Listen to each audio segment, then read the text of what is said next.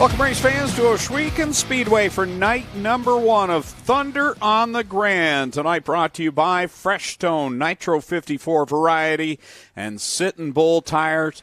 My name's Greg Kilnan, with me, Adam Ross. Trackside tonight, as always, Clinton Jeffrey. And Adam, one of our biggest nights of the year here tonight. We've got the weather all moved out. We're ready to go. This is going to be a fast track tonight, I think, because of all the weather we saw yesterday. I was about to start talking with the microphone off, which I would probably do something that intelligent. Greg, this is exciting to me because the track management would not intentionally build a track with this much moisture in it for tonight's show. But I think a track with this much moisture in it for tonight's show is going to be so much fun. Heavy racetrack, a lot of speed. Already there are changes with what NASCAR has brought to the racetrack. They're already running a softer tire than what they've ran in years past. Combine that with a tackier racetrack, and we are going to see much faster speeds than we've ever seen.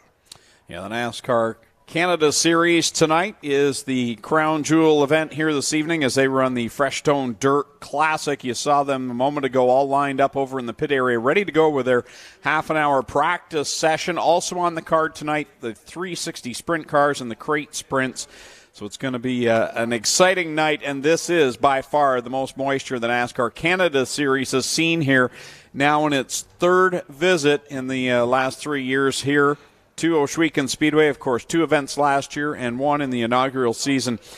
Tonight going to be a totally different animal, I think, for some of these drivers, and some, they haven't been here before with these NASCAR Canada Series cars, including Caden Lapsovich, who's here tonight, and Chase Briscoe, Cup Series star, with us.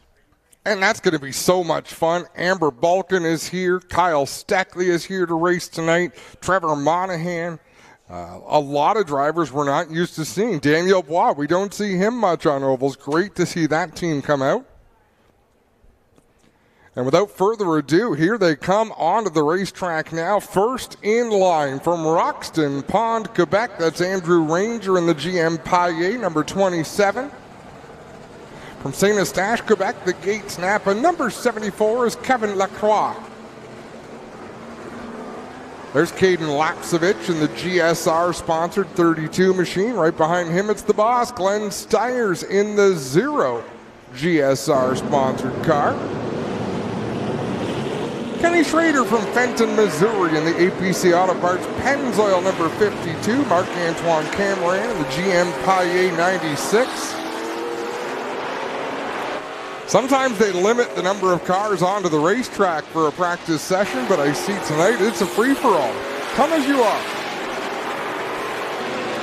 Already see Andrew Ranger pitching it sideways in the corner. Of course, he's no stranger to dirt track racing, and his family has those roots. Again, we keep an eye on him every time the NASCAR Canada Series is here to see what he can do, and he's been strong here in 2024. He's having a big season. Couple of wins already on the year. Brian Cathcart in the 98 machine.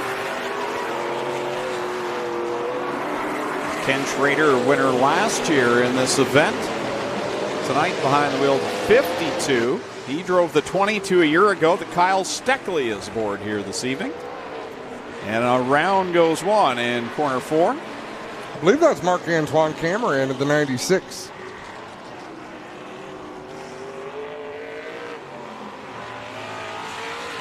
So for those tuning in here this evening on G-Force TV, just to let you know what will happen here this evening. We've got this half-an-hour practice for the NASCAR Canada Series. Then at 7 o'clock, we'll go with our opening ceremonies, followed by qualifying heats for the 360 sprint cars. That'll be followed by qualifying heats for the NASCAR Canada Series, all here on G-Force. And then we'll have a sprint car last chance showdown for both the crates and the 360s. The crates will not be running heats tonight. They ran timed hot laps earlier on in the evening. So if you made it through time, you're already in the show for the A-Main. The rest will go to the last chance showdown. 360s last chance showdown, then the crate A-Main and the sprint car A-Main. That's when our G-Force TV broadcast will conclude. And from there, Adam, folks will have to change over to see the Freshstone Dirt Classic on Flow, and is it also on TSN Plus? TSN Plus and Flow Racing, I believe, as Steve Cote has gone around in turn number 2.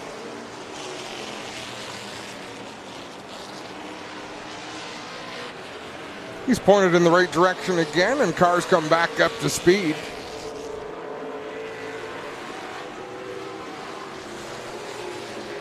Chase Briscoe on track right now in the Renai number 1 Ford Fusion. Briscoe seemed legitimately, genuinely excited to come up here and race when we had him on our Rivals Race Chat show recently. Out there working the bottom of the racetrack under Jason Hathaway in that number 3. Look at the sun poking out.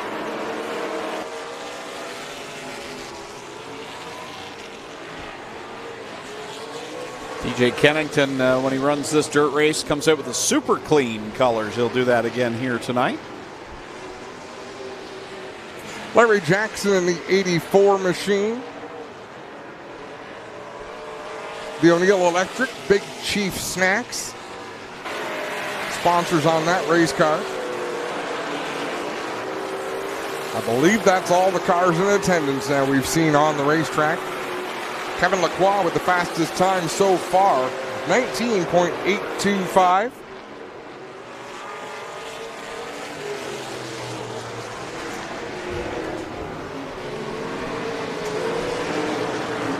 But fast time is fleeting, Greg, on a dirt track. Because the fastest lap right now, you can't touch it in 10 minutes from now. No. The track's going to get slower and slower and slower. You want to be relatively quick. Quick relative to the other cars on the track. And especially as the sun pokes its face out here and starts to dry things up a little bit more. Thankfully, there's been a bit of a breeze here. Not a huge wind or anything, but it's helped dry things up around the speedway. That was a lot of rain yesterday. They have done a great job preparing here for tonight. Well, there's also been a lot of money invested in drainage here at the racetrack in the last couple of years. I mean, Glenn Steyer's never shy to spend money, particularly where it's needed. He's trying to keep pace with Andrew Ranger right now down the back straightaway into turn number 3. Ranger down towards the bottom of the track. I actually like the pitch of Glenn Steyer's car even a little more than Ranger's. As Cameron around once again in turn number 2. You know, I wondered coming into this with the tackier track, would that play in favor of Glenn Steyer's, who picked up his first top 10 last year in this race? This would favor him, I think. Just the fact that the track is different than it's been the last 3 visits is going to favor Glenn Steyer's because he's experienced more different track conditions in general.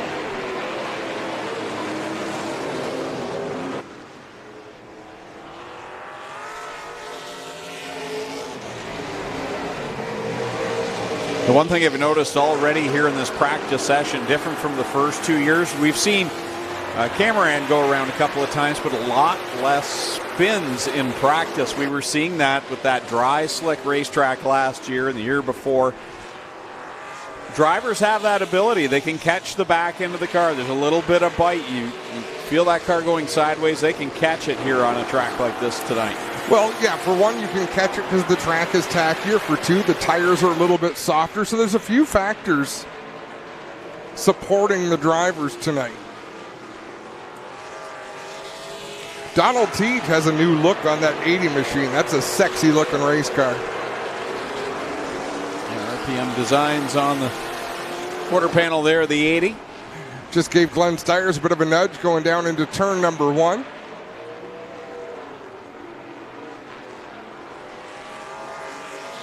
And again, we've got timing and scoring, but you don't need to look at your screen. Just look on the racetrack, find out who's passing other cars. I'm impressed right now with LP Dumal and that WeatherTech 47. He has not done well on the dirt in the first few visits, but he's looking a lot racier right now as they're all trying to chase down Chase Briscoe. Chase has looked confident in this car, and even on the first lap when he took it out there, he just sent it sideways into the corner.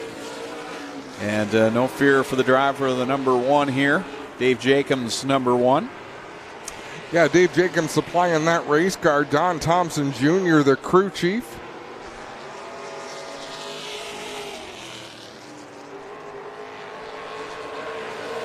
Glenn Steyer's right here in this pack with Briscoe.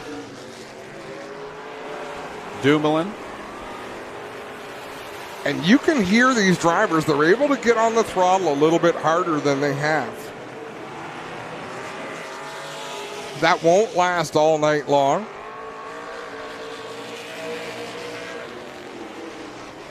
I tell you, Glenn looks hungry out there tonight. Right?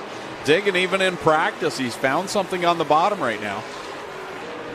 Doesn't want to tip his hat too much, but the funny thing is, I don't think he's come off the racetrack. No. He's got that car hooked up and gets by Dumoulin, setting his sights on Chase Briscoe with Ranger tracking these three cars down. One thing I see here tonight that we haven't seen before is look how much mud is caked onto the front of these race cars. They're going to want to be watching their temperature gauges, make sure that they're not overheating. Some of these cars are clear, but the Zero of Glenn Steyer's, the whole front end of that thing is caked with Ashwegan clay.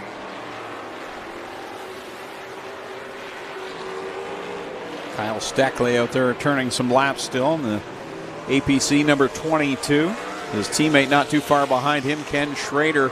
Ken is no stranger to victory lane. We mentioned earlier on that he's won this event, the Freshstone Dirt Classic, but he's also got a number of wins in the UMP Modifieds. Comes up every year to compete, and more often than not, he's the one holding the checkered flag. We've seen some great battles that he's been a part of when they come up here. Of course, APC does a lot of business with Kenny Schrader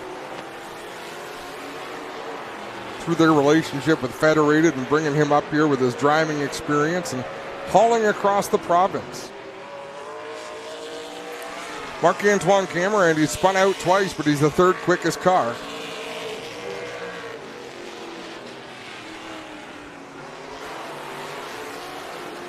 One thing we'll also have to watch tonight with the racetrack that we haven't seen the last couple of years, but we have seen this year, is that it still gets a little bit cool at nighttime, even here in July. Last week it was cool. And just as the track looks as though it's starting to slick over, instead the moisture starts coming back up, and there ends up being grip and come feature time. So that might be something that's going to play with these teams that don't know enough to expect that. Well, there's some science to that, Greg, and it's well beyond my capacity to understand, but you're absolutely right. And Schrader looks like he's slowed on the racetrack. Not sure if that's by design or if he has a problem in that 52. So Glenn Steyer's got all sorts of sideways up in corner number 2 as he's searching around now. But yeah, Schrader still coasting around to the outside line up in corner 1. He'll head to the pit area. Nice, staying on the racetrack. Well, that's curious. Maybe he wants to work through some traffic. He's just going to let everybody go by and then pick up the pace and pass them all.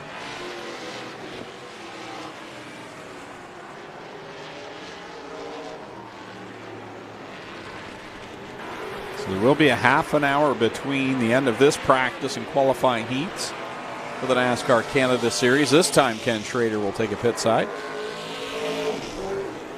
I don't know as though Chase Briscoe's taken it off the track yet. No, you might be right. And every lap I watch him, he's up on the wheel. He's been everywhere searching for different lines.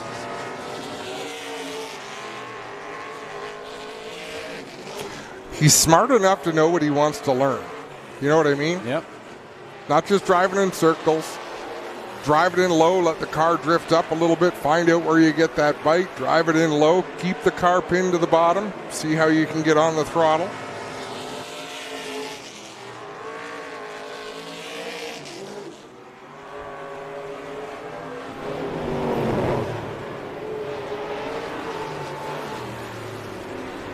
Caden Lapsevich back out in the 32. He used to be the crew chief on that 27 machine of Andrew Ranger.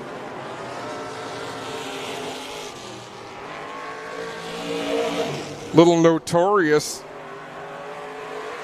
Oh, I didn't notice the right front fender ripped off the 32 of Lapsevich. He was a little notorious because they came in during a break and dumped a full bucket of mud, of hard-packed clay in the trunk of the car, trying to get more weight to the back of it. That's taking a fair-sized chunk out of that right front. Yeah, that's most of it. He and Ranger continue side by side.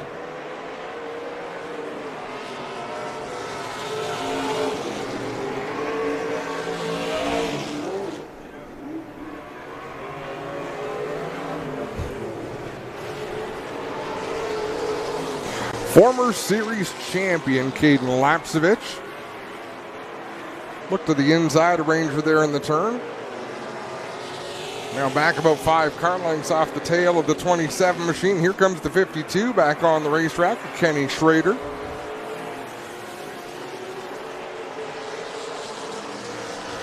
Chase Briscoe finally taking that Renai number 1 pit side.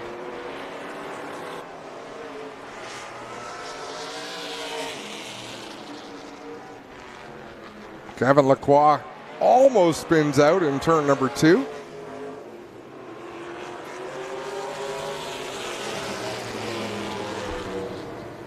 Lapsevich is caught up again to Andrew Ranger, hot on his tail down the back straightaway. Drive it a little deeper into turn 3 than Ranger does, but he loses the front end just a little in the middle of 3 and 4. Kevin Lacroix on the 74. Still at the top of the charts, Adam? Yes. Yeah, that hasn't changed as Donald Teague goes around on the inside of turn number 2. And I mean, their fastest lap almost entirely was lap 3, lap 2, lap 5. Then you got Ken Schrader, who turned his best lap on his 22nd lap. Trevor Monahan up in the top 10. Glenn Stiers in the top 10, turned his best lap on lap 27.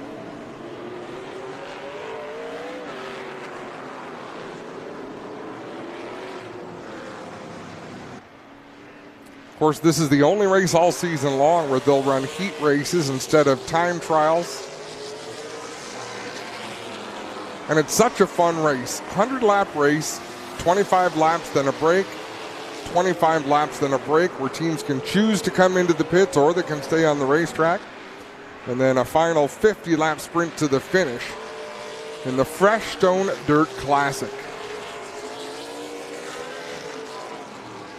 Thomas Neveu back out there in the 24, the home hardware ride. Nice looking paint scheme this year. And he was one impressed me for the first time being on dirt last year. He wasn't up there threatening for the win at all, but he drove a nice race and kept clean. And I think that was probably a win for him, not expecting a lot on the dirt. Well, no, when a lot of drivers come in here, they don't know what to expect. You were talking about Thomas Neveu, right? Yep. He is a triathlete. Oh, I didn't know that. Yeah, we have that in common, he and I. What are your 3 sports? There's not. I can't even think of 3 sports that I could compete in. But no, he's a triathlete. Competed and won in Mont Tremblant not long ago. Had a good run down in Antigonish, Nova Scotia recently, where he had a 4th place finish. Great battle with Alex Gannett. Just missed putting himself on the podium there, so he's knocking on the door. Sitting, scrolling, and breathing. That's our triathlon. Sitting and scrolling is usually at the same time. I'll tell you, you've got to be pretty athletic. After I spend so much time not realizing my legs have gone to sleep, it's a bit of a dance when you get up trying to maintain balance. I'll take things I didn't need to know for 500, Alex. Kyle Steckley back on track in the 22. Ken Schrader is driving the same car. Oh! Another spin for Cameron. Oh, so this is the same car that he drove. Just with a different wrap. Gotcha. Kyle Steckley is running a different car. Gotcha. Now that wouldn't be Trayton's car from last year, would it? That was out of their stables, was it not? Out of the Steckley? It was. You know what? I just got a note. Where is Amber Balkan? She's supposed to be wheeling the Brimstone Games number 99. I haven't seen it yet. I'll see if we can get a report. Clinton Jeffrey is working tonight, but he's doing a lot of jobs, so.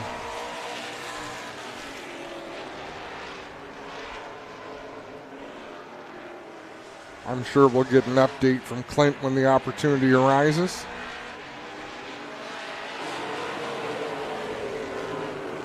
Glenn Steyer's back out putting down some laps. There's Kyle Steckley in the 22.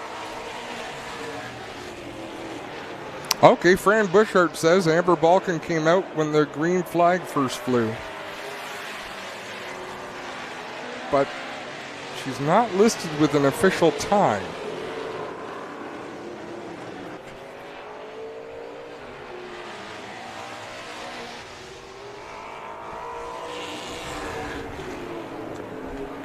This track has already changed since the start of this practice, has it not?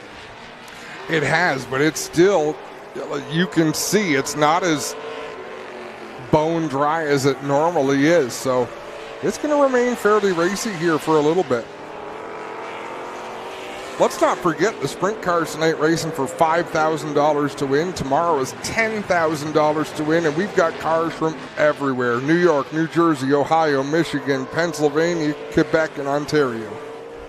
Yeah, some faces we haven't seen since pre-pandemic, and that's great news to see some of these drivers returning for the first time in a long while. And the interesting thing for me for these sprint cars tonight is to see some of these drivers return and now see how the locals stack up.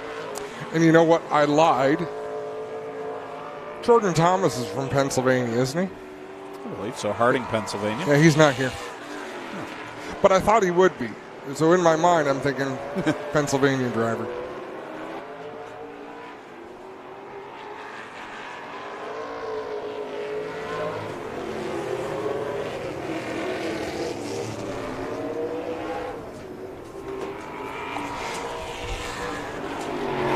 Kevin Lacroix heading to the pit area. Watching Caden Lapsevich follow Chase Briscoe right now, putting some laps down. Trevor Monahan rolls out at Hallnor Mechanical number 4.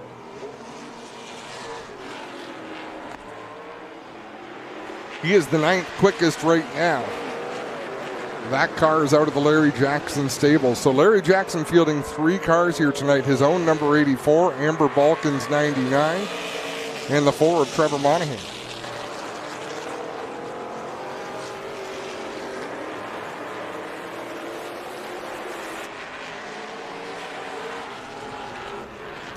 Daniel Bois in the 31. He is a road racer. He is a performance driving instructor.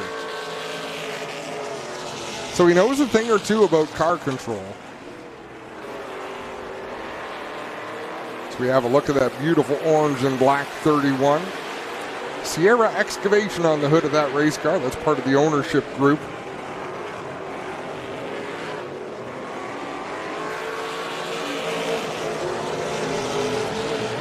Donald Teague back out there. Dumoulin behind the Monahan 4. Glenn Steyers continues to log the laps as well as we're getting close, about 7 or 8 minutes left in practice here for the NASCAR Canada Series. Shout out to Tim Terry, who says, does drinking beer, vodka, and rum count as a triathlon? If so, I run one every time I go to Newfoundland. Nice. Tim Terry puts a lot of miles on, chasing his passion for motorsports.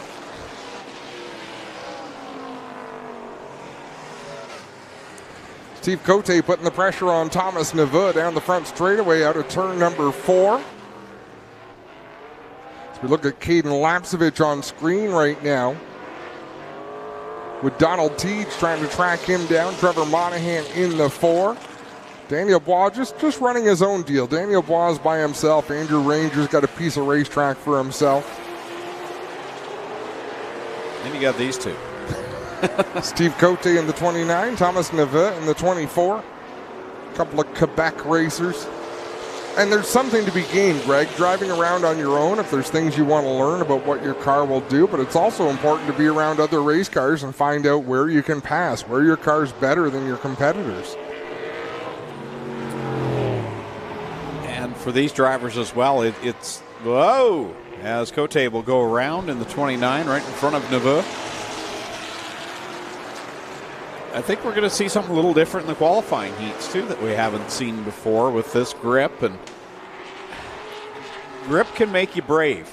And I think on the dry slick track, there's qualifying heats in years gone by where I don't want to say not challenging for the drivers, but I think it was more of a let's get what we can get, but let's not push the limit and wreck this thing for the 100 laps. That's the main attraction. Tonight, that grip is going to make you feel like, I'm going to try it. Well, keep something in mind. This race pays the same amount of points as any race on the schedule. This race pays more than any race on the schedule. These drivers have reason to want to get up on the wheel and get to the front. There's a lot on the line. And we've seen starting towards the front's a good thing here in these races. Over the years, starting position has meant a lot. And it seems when a leader can get out in front and be out of that pack, it can really help them in the long run in these 100 lappers. Great to see the people filing into Ohsweken Speedway. We thank you for coming. Those of you watching at home, why the heck didn't you come? Now we appreciate you too, wherever you're watching from.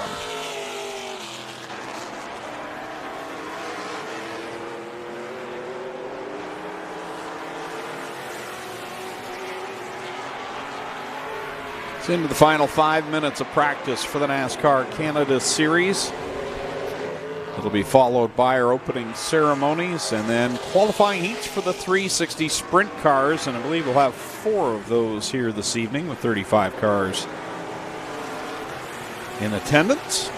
That's what our lineups show. Got a question about Caden Lapcevich, why he's behind the wheel of that car and not Trayton. That's a good question. I'm not sure that they've put out a reason, but Caden is wheeling the 32 NASCAR Canada Series car. He is also behind the wheel of the 20L Crate Sprint tonight. I'm waiting for one of these years for Jay and Lapcevich to climb in and show all of her brothers who's really the driver. Exactly. Talk about a talented family. If they do it, they're good at it. You're not wrong. They have a lot of fun doing what they're doing.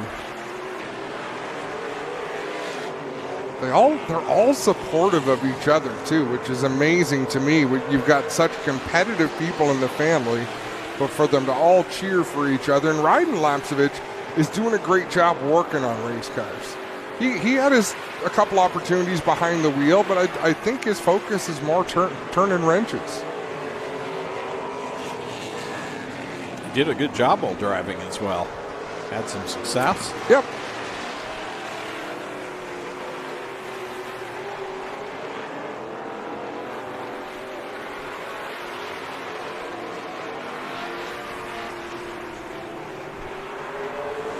Comes Chase Briscoe back out in the Renai number 1. He'll come out just ahead of track owner Glenn Stiers.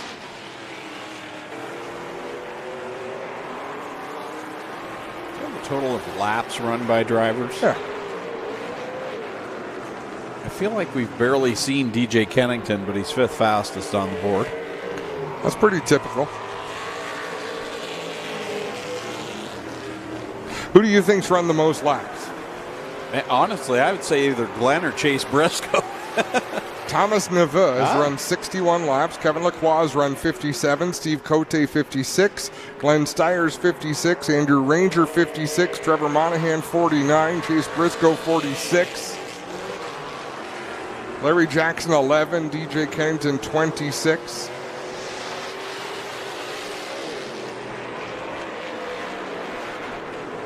It wouldn't surprise me if the reason we haven't seen more of Larry Jackson is because he's back there working on Amber Balkan's 99 machine.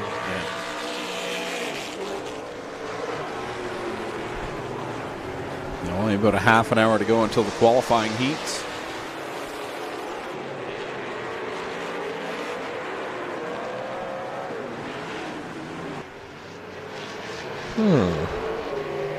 Just got a report from someone at the track saying, can you please turn up the volume? Can't hear Adam and Greg even with my headset radio. I don't know that that's a bad thing. I do hear the stuff we say, and I'm not impressed. Well, smoke dancers are here getting ready for our opening ceremonies. We'll take take place trackside here in just a few moments as they're about to conclude this NASCAR Canada Series practice session. Mike Charest up there on the flag stand checking his watch.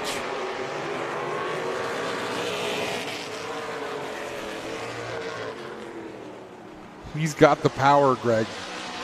He's about to use it. Black and red flags is how NASCAR signifies the end of a practice session.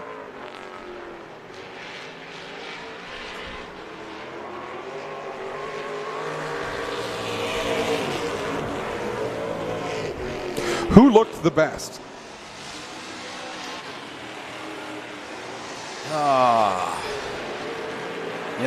Kevin Lacroix, I know he's fastest, but just never looked out of control. And I mean that in a good way. And Chase Briscoe's really been on it, but he's been searching, whereas I feel like Lacroix has been steady, quick. I think Ranger's been searching. That's a good point. I think Kevin Lacroix ran his line pretty much the whole time he was out there. Some of them moved down, moved up. We can see the racing surface is wider than it was. I think Clint's going to make an appearance. Yeah, just about to pick up Jack, and we'll go trackside for our opening ceremonies here in just a moment. And that will be followed by qualifying heats for the 360 sprint cars, and then qualifiers for the NASCAR Canada Series, their 10-lap heats. Before we move into our sprint car last chance showdowns, the crate sprints and the 360s will run their last chance races. So for the crates, no qualifying heats. They did timed hot laps earlier on, and there are 21 cars in the last chance showdown for the crates tonight. That's a feature at a lot of tracks on most nights. I believe we're starting 30 cars in the 360s and in the crates tonight. Lots of room for them out there as Clinton Jeffrey getting set up here on the front straightaway. The smoke dancers making their way down.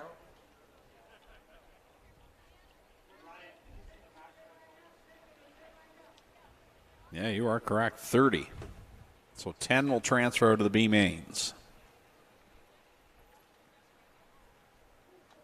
Track crew out there searching for debris and picking up debris. Lots of fiberglass, I'm sure.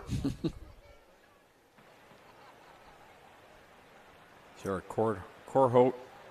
I can't say the word. Cohort of photographers gathered down there.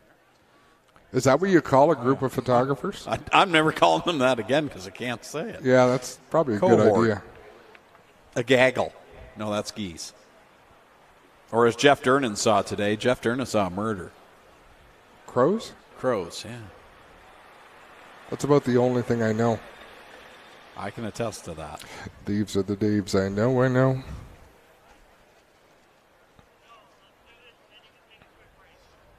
Hey, Clint, do you know what happened to Amber Balkan's 99 car? I do not, but we can definitely look into that for you, buddy. Please do.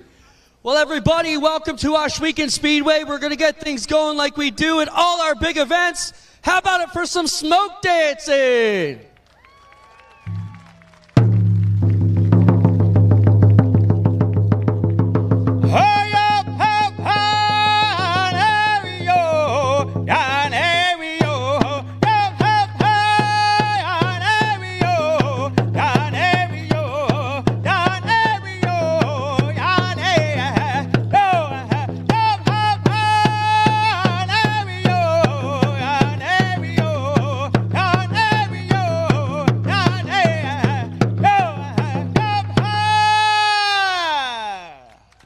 it for our Six Nations smoke dancers, ladies and gentlemen. Are you guys ready? Greg and Adam, are you ready? Because we are just about ready to bring the sprint cars out for their qualifying event. It's going to be a wild one. 360 sprints, the best in the business are here, and we're getting ready to go. I'm not sure Spencer wants to take a quick break, and we'll get ready to roll, guys.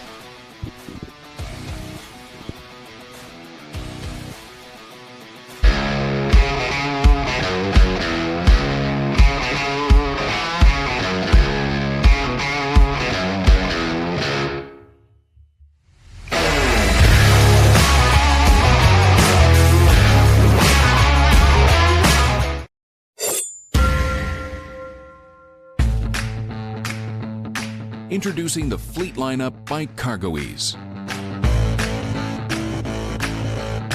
Our commercial and Titan Series slide come with weight capacities of 1,500 to 3,000 pounds and features HDPE Ultra Ply Deck, a 1/4-inch rubber mat, 8-inch aluminum side rails, a patented spring release T-handle, and L-hook fasteners. This is the CargoEase fleet lineup.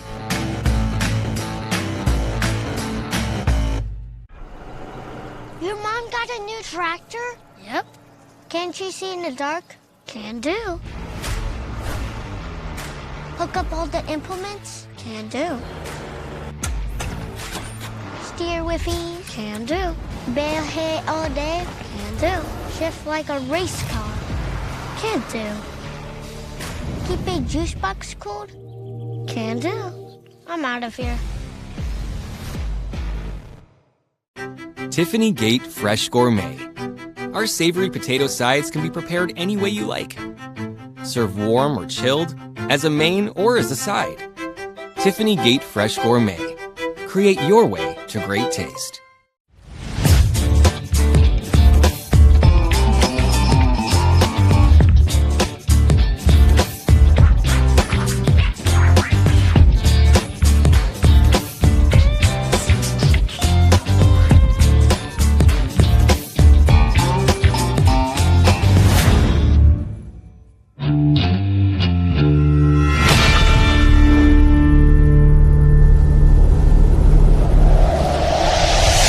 Are you looking to sell or fix your car? You can do it all with Kenny U-Pull. Whether it's running or not, we pay you top cash on the spot. We'll even tow your car off your lot. Need parts? Our yards have over 25,000 cars ready to be stripped and over 10 million car parts ready to be pulled. Find what you need at a fraction of the manufacturer's price. Fix it or sell it with Kenny. Visit KennyUpull.com today. Farmall. 100 years of can-do. 100 years of milestones. 100 years of family. Generation after generation, its legacy lives on. The one for all since 1923. Back at Ohsweken Speedway as Freshstone presents Ohsweken Speedway Racing. It's night number 1 of the Thunder on the Grand, brought to you by Freshstone, Nitro 54 variety, and Sitting Bull tires. We see the 360 sprint cars coming to life, and I believe Clinton Jeffries down trackside with a report. Yeah, guys, here's your first KHIH track report. This track, after all the rain has come in, this is the tackiest track these NASCAR teams have ever had here today. So I think you're going to see a different kind of race than we've seen in the past 2 years here and the 3 races we've had previously. Lots of bite in this track. We'll follow the story tonight and see how it changes as the night goes on. It's already changed abundantly since practice for the sprint cars to practice for the NASCAR Canada Series. It has widened out, and there's going to be a lot of room here for these sprint cars to really wind it up on the top side tonight. And that's where Dylan Westbrook's been doing all his business here in 2024. He's back to a hot streak in 6 races. He's won 5 of them. Only Mike Bowman has the other win here at Ohsweken Speedway. But tonight you've got to add in all the visitors that have come from out of town to play for all this money here over a 2-night show. And here's how heat race number 1 is going to line up, going from the pole out of Dunnville in the 15. It's Ryan Turner to his outside. The live wire, Liam Martin from Binbrook in car number 9. Starting in third from Portland, Michigan in the 85, Double D, Dustin Daggett, and to his outside, the driver that set the fastest lap record 1 week ago, Eric Gledhill, out of Thamesford in car number 7. Dale Curran out of Bowmanville in the 70mm. He'll go from the 5th spot.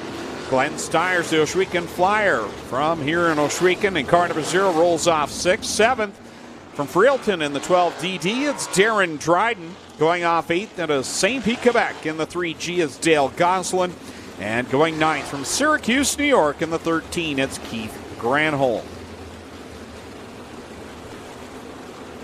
How hard is it for you to read the word pie and pronounce it P?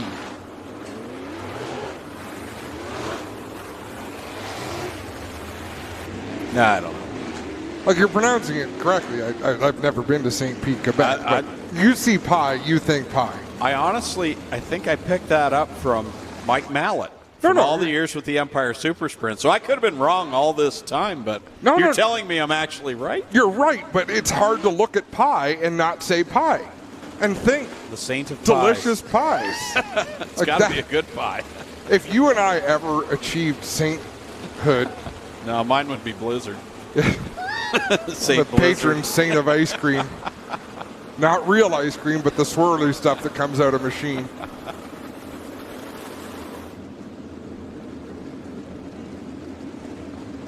Six cars transfer directly out of the heat races. The rest will come from tonight's B main.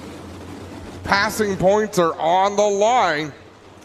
Lots for these drivers to race for as a pair of teammates make up the front row. Off they rocket down into corner number 1. Ryan Turner, the early leader, his teammate on the outside off of corner 2. But here comes Eric Gledhill down to the inside of 3. He'll pass the 9, slides up in front of him. Liam Martin trying to cross him over down into turn number 1. Eric Gledhill keeping him honest, keeping him down the track, but Liam Martin not to be denied. The live wire making turns towards his teammate and leader, Ryan Turner. Meanwhile, mid-pack right now, Dale Curran feeling the pressure from Double D, Dustin Daggett. Yeah, Daggett didn't have the greatest start, trying to feel things out just a little bit, running the bottom of the racetrack. Now he'll try to close in on Glenn Stiers, but Dale Curran looking pretty sporty out there in the 7. Got some speed. We'll hop a little bit there down in corner number 2 as we watch Daggett in the 5th position. Already the cross flags, 4 in. 4 to go for Ryan Turner over Liam Martin, Eric Gledhill, Glenn Stiers, and Dustin Daggett. That's the battle on the track that I'm watching. Daggett trying to close in on the boss. Glenn Stiers goes out in front. Ryan Turner has this one in hand. Turner able to pull away from Liam Martin in that 2nd spot. Same distance back to Eric Gledhill. Glenn Stiers with a good solid 4th place run right now. It's 2 laps left to go here in the first qualifying heat of the night. Eric Gledhill's not losing track of Liam Martin. The top 3 have sort of spread themselves out and continue to run that distance apart as the white flag flies in this heat race. Final time around for Ryan Turner. It seems drawing pill numbers this year has not gone in his favor. Tonight it does, and here he comes. Checkered flag for Ryan Turner.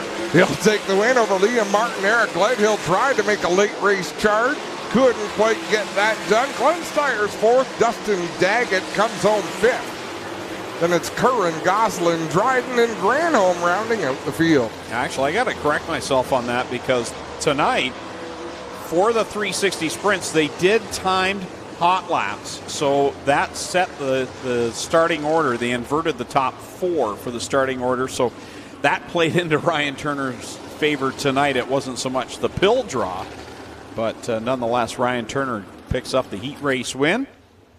And you have to, with passing points in effect, although Clinton will have to explain how that works. The top 8 in passing points redraw for the feature starting lineup, and then everyone beyond them. So the top 6 finishers transfer, but then they go to passing points. If you start on the pole, you better win the race. Also hearing speakers not working in the pits, so I'll have to to get someone on that as well. The yellow flag on the speedway as we bring out heat race number 2. Starting on the pole out of Harrod, Ohio, in car number 31, it's Jack Nichols to the outside. From Hamilton, the 19T, Alan Downey. Rolling off third from Oshweek in the 77T, it's Tyler Powless. And going from fourth, Tilsonburg in the 17X, it's Corey Turner. Starting in the 5th position from Fremont, Ohio in the 7C, it's Phil Gressman. Greg Dahlman out of Bellevue, Michigan, the 49T starts 6th. 7th from Oshweek in the 68 is Aaron Turkey. Going 8th from Tonawanda, New York, the 7NY as Matt Farnham. And Jared Horseman from Cloverdale, Ohio in the 17 goes 9th. White flag out, the Mobile One white flag out for heat race number 2.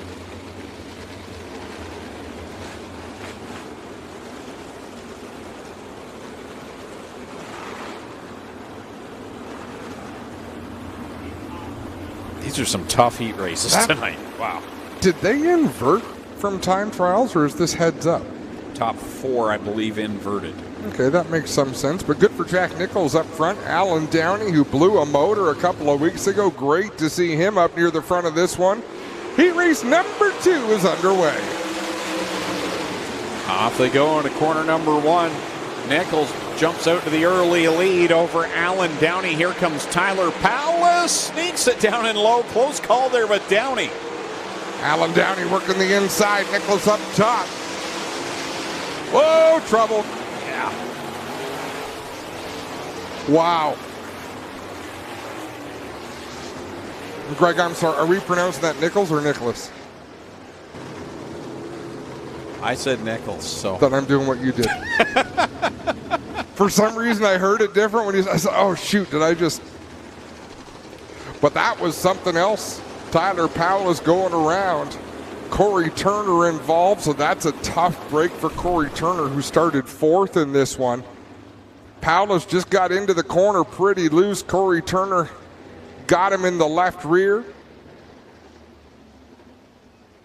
Shocked. I'm shocked that nobody got upside down there. Aaron Turkey caught a piece of that, but very minor.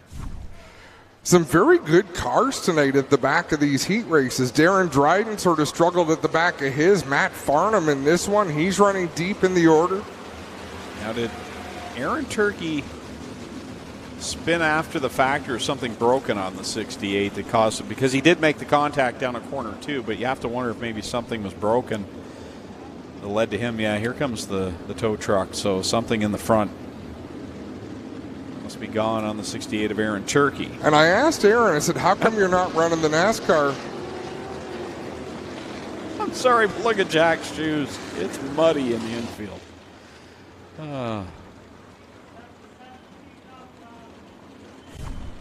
I asked Aaron why he wasn't running the NASCAR portion of the night. He said, you know, last year he failed to qualify both nights in the sprint car.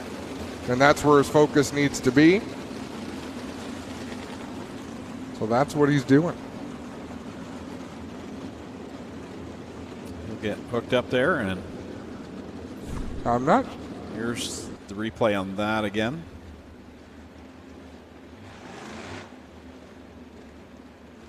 Something just a miss there. Now, I'm not sure how Corey Turner is up in the 3rd spot. Definitely involved. Yeah, let's. And now Adam's getting involved.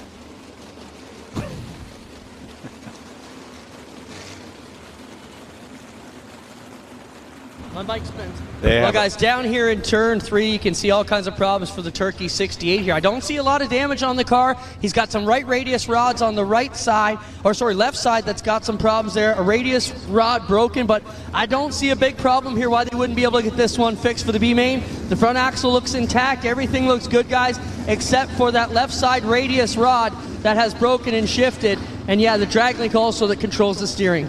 They'll get that one fixed and get back at it. That explains that spin into the bales there on the back stretch. I heard a rumor earlier on. I want someone to confirm this for me. So if anyone's seen him, shoot me a message. But I heard John Caselli might come out tonight. and I don't know if he has ever been to Ohsweken Speedway.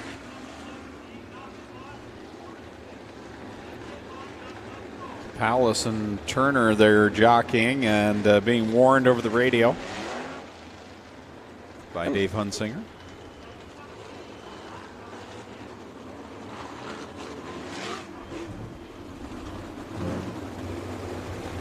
Complete restart double file, so that's probably a good thing for Tyler Powless and Corey Turner.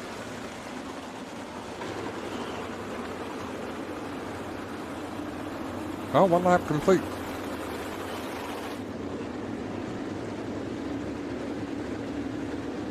Back to the Cargo Ease restart zone they go. Nichols and Downey, one on the board, 7 to go.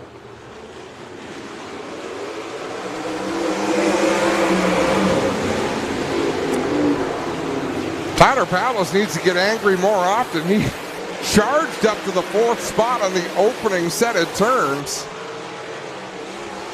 Oh! Wow. Some tight racing off of corner 4 there. Powless gathers it up.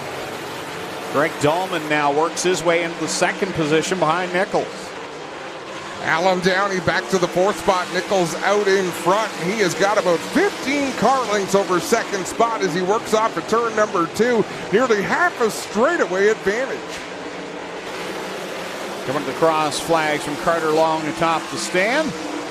Dahlman in the 2nd spot. And right now, Phil Gressman holding down position number 3. So the invaders in this qualifying heat have been the story. Corey Turner just got squeezed up towards the wall by Tyler Powless, and he had to bite the brakes. Fell all the way to dead last in this one. He is not going to take that lightly. 2 laps to go for Nichols. Out in front over Dahlman, Gressman, Downey, and Farnham. That's your top 5. Then it's Powless, Horseman, and Corey Turner. Turner not able to make up any ground after that caution. No, Farnham actually making some good ground up on the outside, trying to work Downey. Downey's running about as well as you can on the bottom of the track as Corey Turner threw a slide job that just about landed him in the grandstands. Checkers out, and the win will go to Jack Nichols over Greg Dahlman. Then it's Phil Gressman, Alan Downey, and Matt Farnham. Tyler Powless, Jared Horseman, and Corey Turner, and then Aaron Turkey will get credit for that 9th position. Jack Nichols out of Harrod, Ohio, picks up heat race number 2 and gets the checkered flag. Still 2 qualifying heats to come here for the 360 sprint cars, and then we'll head into NASCAR Canada Series qualifying heats. Has Jack Nichols raced here before, Greg? I don't recall him ever being here, no. I don't recall either. That's impressive to come in here and win a heat race against some of the hot shoes we've got. Doesn't mean he hasn't, but I don't ever recall in all the years him coming. Heat race number 3 getting pushed off over there on the Gales Auto Aftermarket warm-up track. Going from the pole out of Scotland, the 87X, Sean Evans to his outside. From Cheektowaga, New York, the 94, Todd Hoddick. Starting in 3rd from Scotland, the 47X, 5 wins and 6 starts this year. D-Dub, Dylan Westbrook. And to his outside from Beamsville, the 88H, it's Josh Hansen. Starting in 5th from Wattage, New Jersey in the 28F, it's Davey Franek. And rolling off 6th out of Beachville, car number 5, DJ Christie. Starting in 7th out of Welland, good to see him back behind the wheel of a sprint car here tonight. Aboard the Burbridge Racing number 21, it's Tom Hoopinen. And going off 8th out of Brewerton, New York, car number 87, racing Jason Barney. And starting in the 9th spot from Cowlsville, New York, in car number 52, it's the straight shooter, Scott Kruder.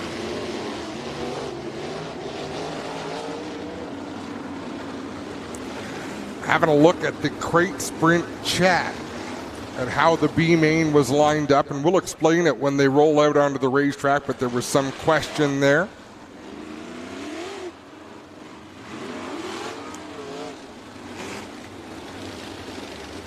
How bizarre is this? Scott Kruder at the back of the field. It's been a little while, but the only Ohsweken regular to win the Sprint Car Nationals when he won that race. And here he is all the way at the back of this heat race. He was the final winner pre-pandemic. That was a big night. Keep your eye on that 28 Davey Franek. Always quick, no matter where he goes. He'll be fast. Don't panic.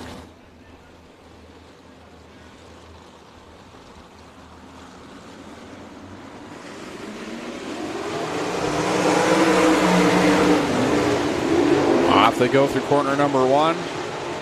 Little juking and jiving going on down there. A few bumps in one.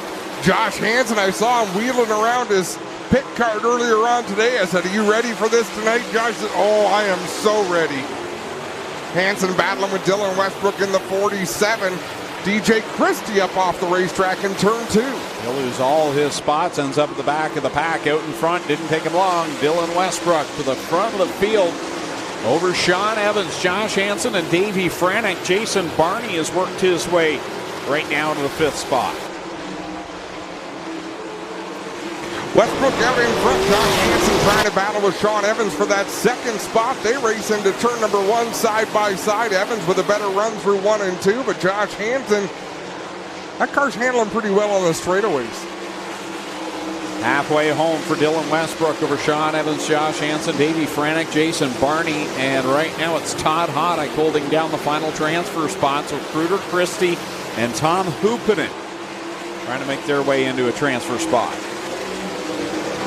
Hansen not giving up the chase. Oh, trouble for Hansen. Something broke on the front end of that race car. Did he put the inside wall maybe? Front wheels there. I don't know if something broke on the front end or if he broke a motor, broke something in the rear end and just didn't have any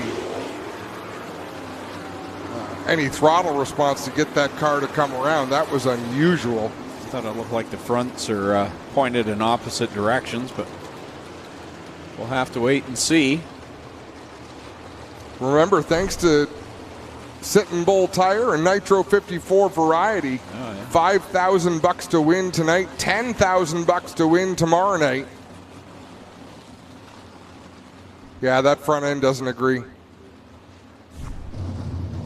Yeah, it looks like a tie rod or something in the front end broken. Both front wheels are facing the wrong direction and not in the same as each other.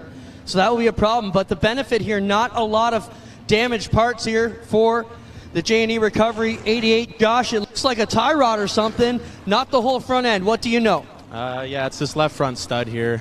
Unfortunately, I mean, the track crew did the best they can with the track, but unfortunately it is extremely rough. And when we're going this fast and the track's this rough, it just beats the heck out of the equipment. So it's just an unfortunate error that's can't really do much about it when a stud snaps. So, but we'll be back for the B main and hopefully be back in the show. Right on, there you have it. We appreciate your time. Josh Hansen, everybody, saying just broke a stud here on the front. Jack and I will try to show you where it is. Right down here. Yeah, it's a little bit tough to. He's got a stud. It's actually jammed in the wheel. Right here, guys, you can see this bolt has broken, which holds the wheel in place. And that snapped off here off the here, and that's the problem. Well, the good news for Josh Hansen tonight, 30 cars are going to start the A feature. So he's got better odds of getting into the show than he would on a regular night where we only start 24 cars. But that's not going to be a whole lot of consolation to a driver who was quickest in qualifying out of his heat group. He looked fantastic, had a lot of speed in that race car, and he's going to have his work cut out for him the rest of tonight. Yeah, and even coming through the B with this type of field, that's a lot of track position you're not going to have come feature time, even if you do transfer. This is a stout field. So for Josh Hansen, it just made his night a whole lot longer. Builds character, Greg.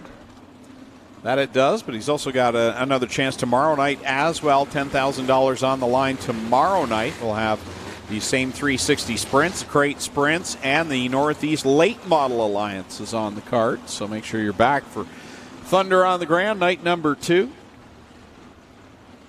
Again, brought to you by Nitro 54 Variety and Sitting Bull Tires. Back to the Cargo Ease restart zone.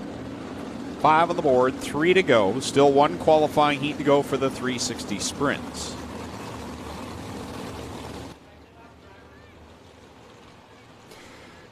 Dave Hunsinger telling the drivers over the one-way to tighten things up as we wait for the Cardinal Ease restart zone for them to take off once again. And we talked about Scott Kruger being at the back. He's not back there anymore. No, he's right there in between Jason Barney and Davey Franek. I'm not sure what's going to happen with that start. Dylan Westbrook didn't really go. Sean Evans did, but then Sean backed out of the throttle.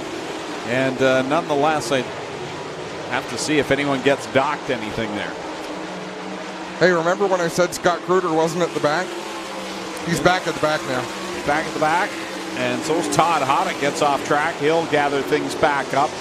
Right now, DJ Christie is the last transfer car. The checker flag comes out. Dylan Westbrook picks up another checkered flag over Sean Evans, Davey Franek. Then it's Jason Barney, Scott Kruger, and DJ Christie. So Tom Hoopin and Todd Hoddick, Josh Hansen will go to the B main.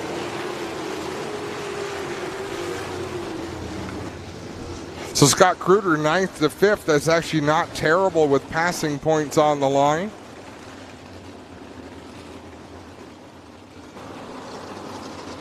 I'm very thankful that's someone else's problem to sort out.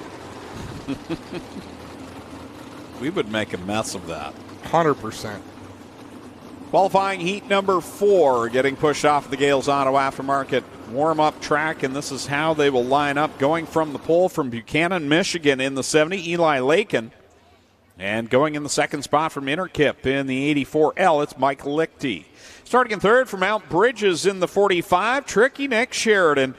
And to the outside, quickest in his qualifying session for this heat. Inverted to start fourth from Stevensville, the winner of this event 1 year ago in the 71, Mike Bowman. Going fifth out of Fremont, Ohio.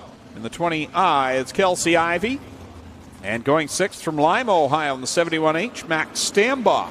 Starting in seventh from Burlington in the 46C, that's Ryan Conium. And going from eighth from Dunnville, the 46, Kevin Pauls. I believe this is the first visit for Eli Lakin and Kelsey Ivey as well. Yeah, I believe so. But Max Stambaugh, seen him a number of times here for Nationals weekend and other special events. They are creeping here at the Mobile One white flag. About 20 minutes time, they'll come around to the green. Right? Wonder what the record is for the slowest sprint car pace lap. Do we keep those sort of stats?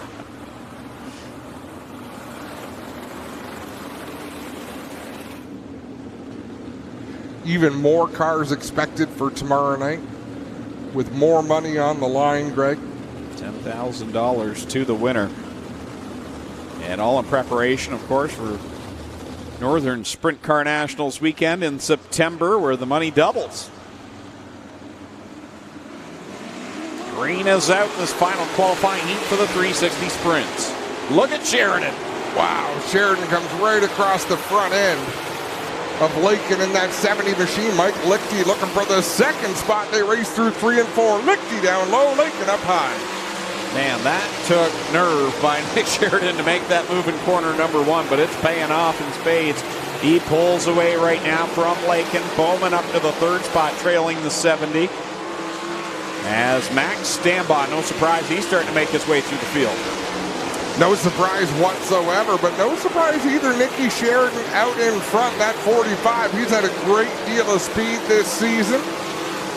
Half a straightaway advantage. We got a battle for second. Bowman to the inside of Lakin. He'll take that spot. Mike Bowman, that Dynablast 71 to the second position over Lakin. Max Stambaugh holding down the fourth spot. Then you've got Lichty, and I believe it's Kevin Pauls, yes, up in that final transfer spot. Wow, good for Kevin Pauls in that 46 machine. That'd be a great deal for him to transfer directly out of the heat race. I had to double check to make sure that wasn't Ryan Coney and two black, orange, and blue number 46s, but yeah, it's Kevin Pauls. Hooked up in that sixth spot right now. 2 to go. Bowman in that second spot in the 71. And he's still not as fast as Nick Sheridan. He just ran his quickest lap, but not quite as quick as our race leader Sheridan, who streaks under the white flag with 1 lap remaining. Nick Sheridan through 3 and 4 for the final time. He got up and going on that first lap and walked away. He'll pick up the heat race win over Mike Bowman in second. Then it's Max Stambaugh third over Eli Lakin, Mike Lichty, and Kevin Pauls. Kelsey Ivey and Ryan Conium will go to the last chance showdown. We'll take a quick break here on G-Force TV and be back with NASCAR Canada Series qualifying heats.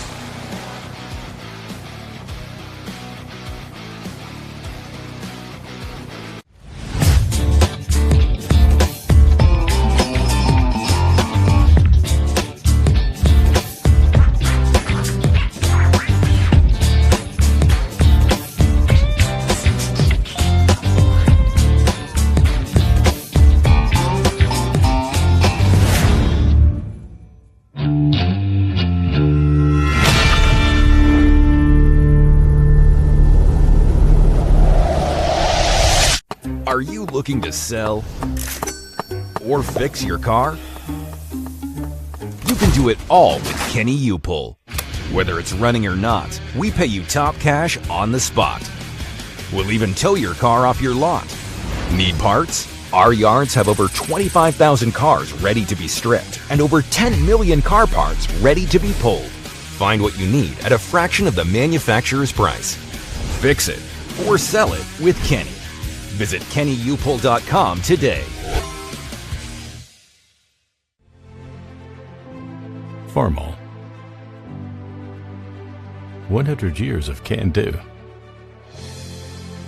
100 years of milestones.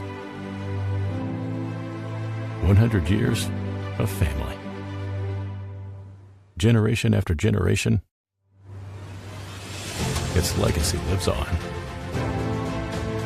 The one for all since 1923. Tiffany Gate Fresh Gourmet. Our savory pasticides can be prepared any way you like. Serve warm or chilled, as a main or as a side. Tiffany Gate Fresh Gourmet. Create your way to great taste.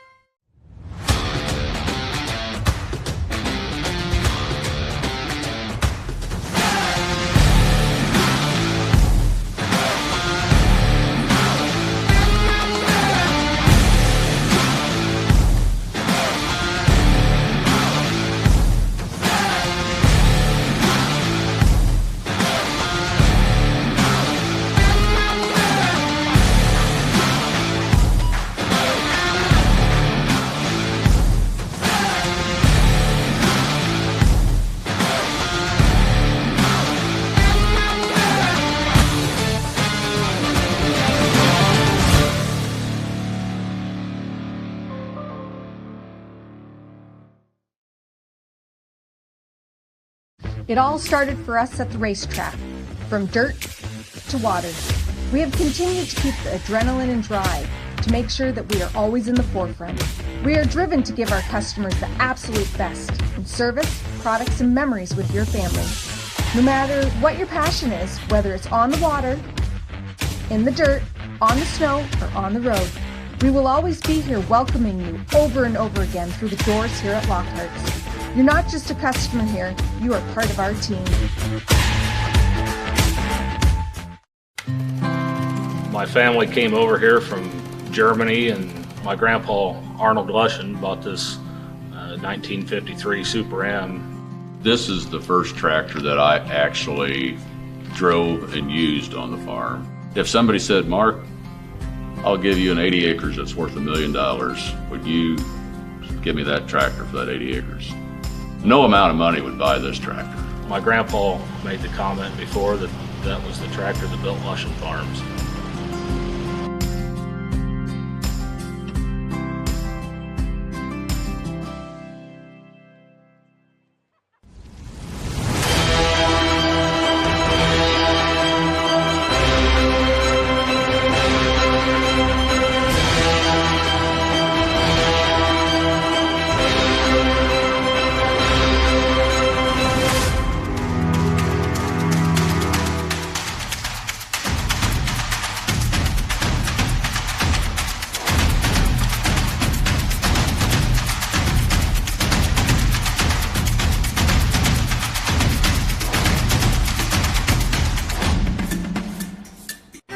Tiffany Gate Fresh Gourmet.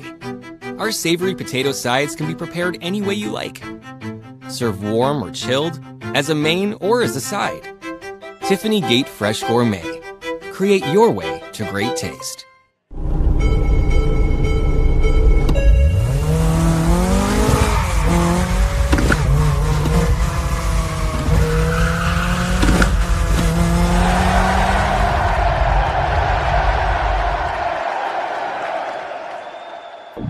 Lockhart's Odyssey is BRP's newest marine dealer for the legendary Alumacraft fishing boats, the luxurious Manitous, and the affordable Sea-Doo Switch pontoons.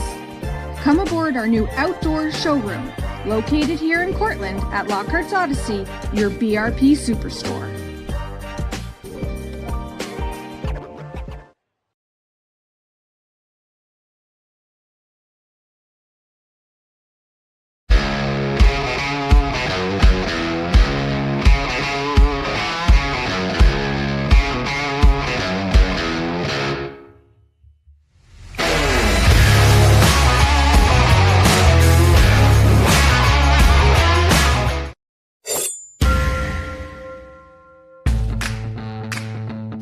Introducing the Fleet lineup by CargoEase. Our commercial and Titan Series slide come with weight capacities of 1,500 to 3,000 pounds and features HDPE Ultra Ply Deck, a 1/4-inch rubber mat, 8-inch aluminum side rails, a patented spring release T-handle, and L-hook fasteners. This is the CargoEase Fleet lineup.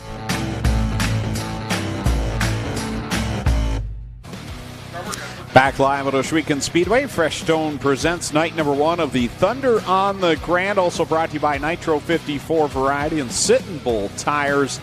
Qualifying concluded for the 360 Sprint cars. Up next, qualifying heats for the NASCAR Canada Series. And then after that, we'll go into some last chance showdowns for our crate sprints and the 360s. As we mentioned off the top of the show, the crate sprints not doing qualifying heats tonight. They did timed hot laps, locked in the first 20 drivers, and will take 10 more through the B main. But now we see the NASCAR Canada Series coming up behind the Strickland Pace truck. And Adam Ross has the starting lineups for these qualifying heats. Thanks, Greg. On the pole for this one out of St. Eustache, Quebec, the Gates Hydraulics Napa Racing Dodge. Number 74 is Kevin Lacroix. From the second spot, from Fenton, Missouri, the APC Pennzoil Federated Auto Parts Chevrolet number 52, it's Kenny Schrader. Row 2 on the inside, in the number 1 from Mitchell, Indiana, the Renai Mahindra Tractors S3 Ford, that's Chase Briscoe. Alongside him from just outside of turn number 2. The Glenn Stiers Racing, Ohsweken Speedway, Chantarelli Promotion Chevrolet number 0, it's Glenn Stiers. Third row on the inside from Ile-Bizard, Quebec, the Everum Bare Knuckle Fighting Championship Chevrolet number 29, it's Steve Cote. And alongside him from Oka, Quebec, the Home Hardware Richelieu Ford number 24, Thomas Neveu.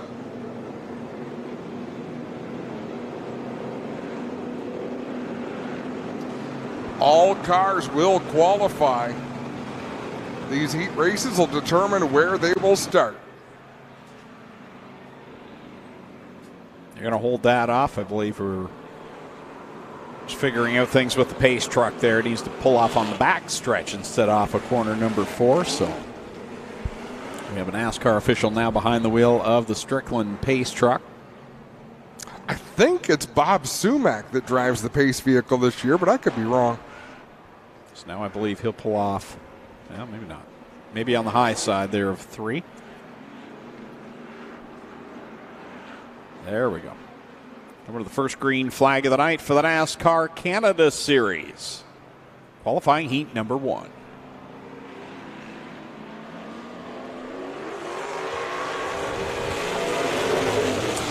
Green flag flies. Chase Briscoe immediately to the inside to make it 3 wide. Glenn Stiers high, wide, and handsome in the Zero Machine. They'll drag race down the back straightaway. This is exactly what we saw in practice from Chase Briscoe on it from the drop of the green flag.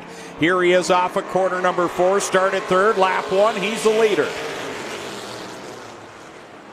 Briscoe down on the bottom, feathering that throttle. Glenn Stiers up on the high side, working the cushion, sticks a nose to the outside as Schrader.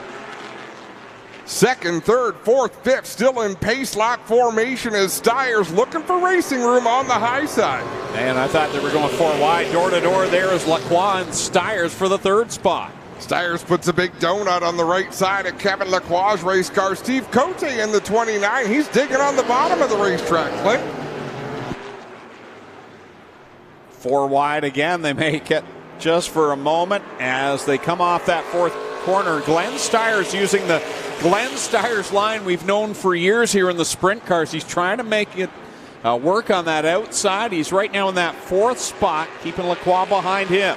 How about Steve Cote in the 29? Spun out a couple of times in the practice session, but now that things are starting to count, he is up on the wheel in that 29 machine. But Glenn Stiers on the high side will pick up that 3rd spot. He's getting it done on that outside line, trying to track down Ken Schrader. Now Cote will get back by the Zero Machine.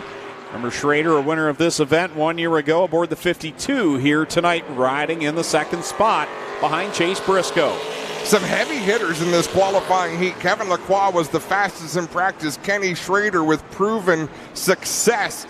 And, of course, Chase Briscoe is out in front of this one down into turn number 3, running that steady line around the bottom of the racetrack. This time by completing lap number 6 is Chase Briscoe over Ken Schrader. And it's Cote, Stiers, Lacroix, and Neveu. Stiers didn't know where to go on the front stretch. He had such a big head of steam closing in on Steve Cote.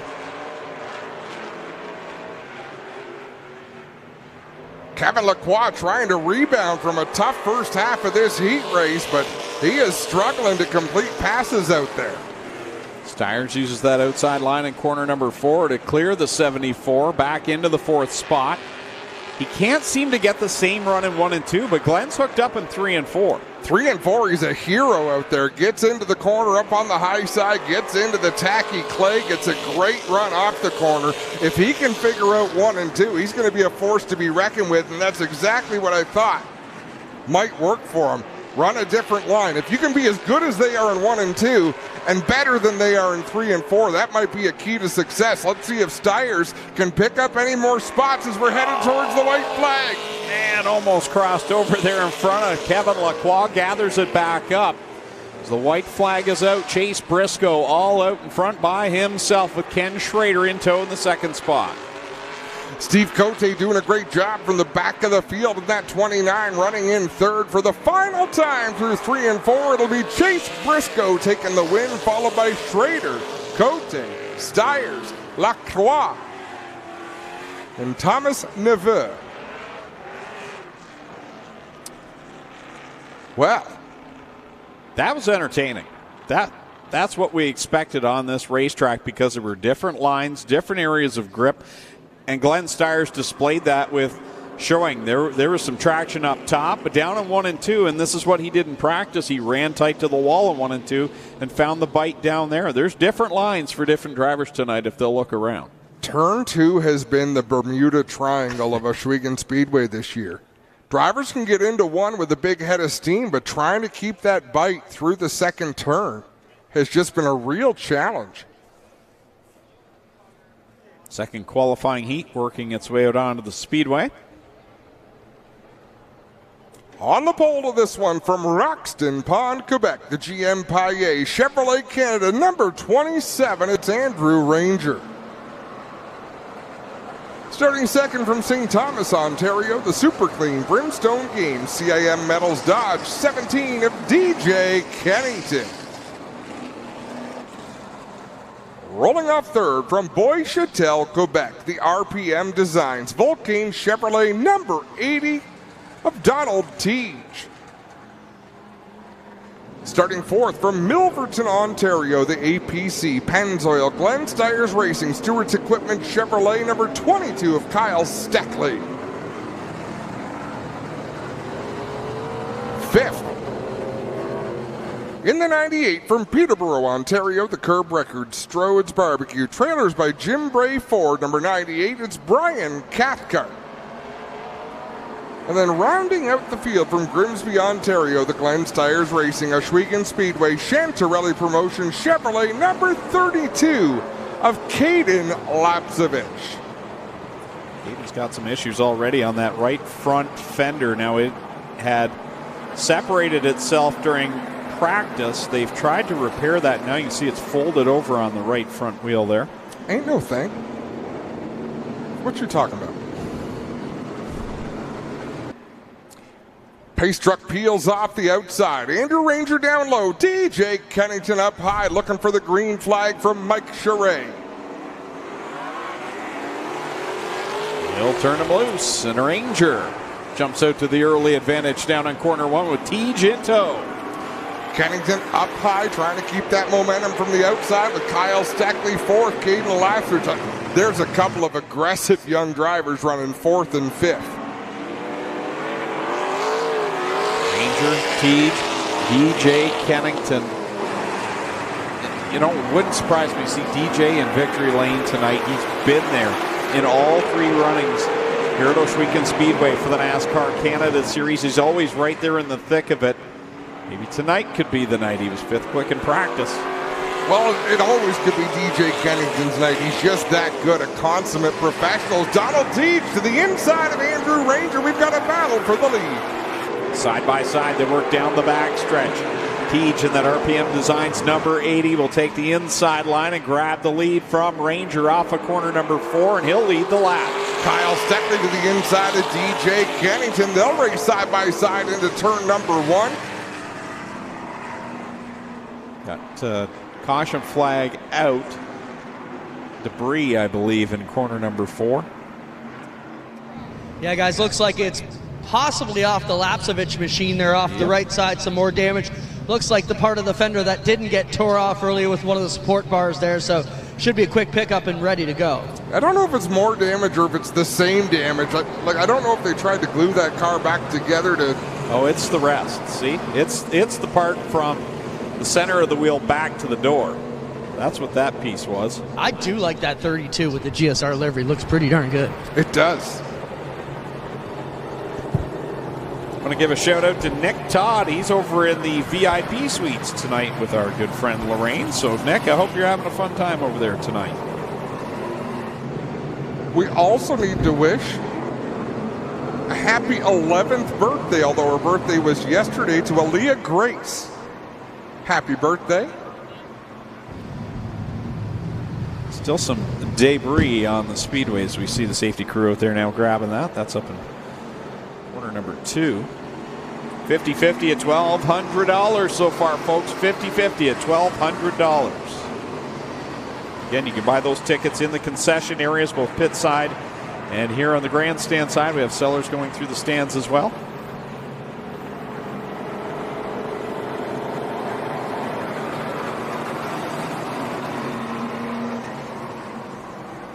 We remain under yellow. I didn't have Donald Tej passing Andrew Ranger for the lead on my bingo card here tonight. No, but boy, from what I've seen of him, he's an aggressive driver. And I don't mean dirty. I mean, he's up on the chip every lap, no matter if he's laps down. He's a lot of fun. Did he ever get wrecked at Riverside? He got stuffed into the wall, something fierce.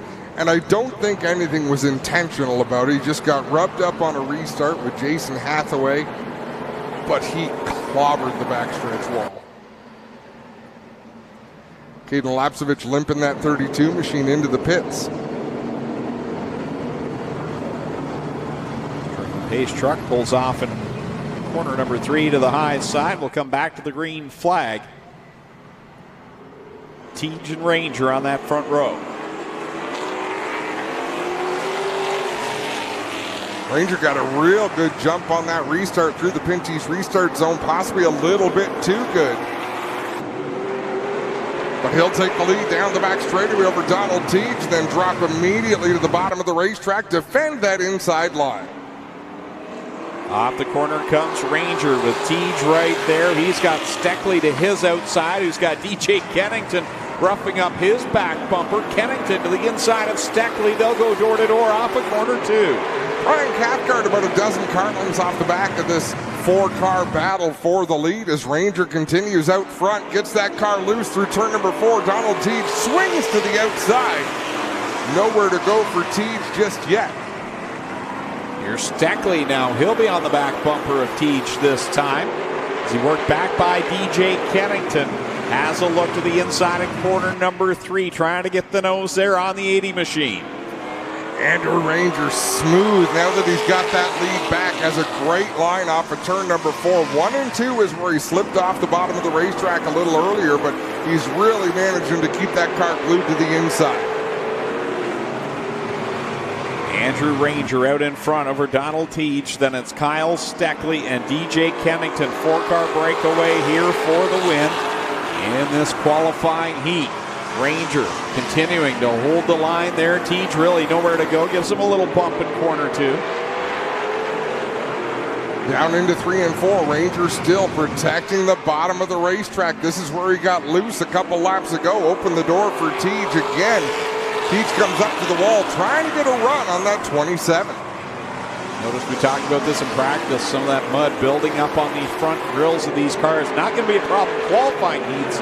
Let's see if that plays a factor into the feature a little bit later on as we come to the checkered flag. Off at turn number 4, the final time. Ranger going to take the heat race win. Teach comes home second, followed by Steckley, Kennington, and Cathcart.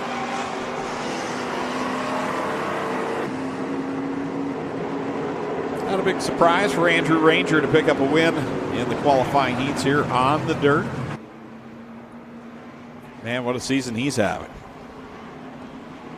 It's going to be a fun championship this year between Andrew Ranger, Kevin Lacroix, Marc-Antoine Cameron, LP Dumoulin's kind of hanging around the mix. DJ Kennington is not out of contention.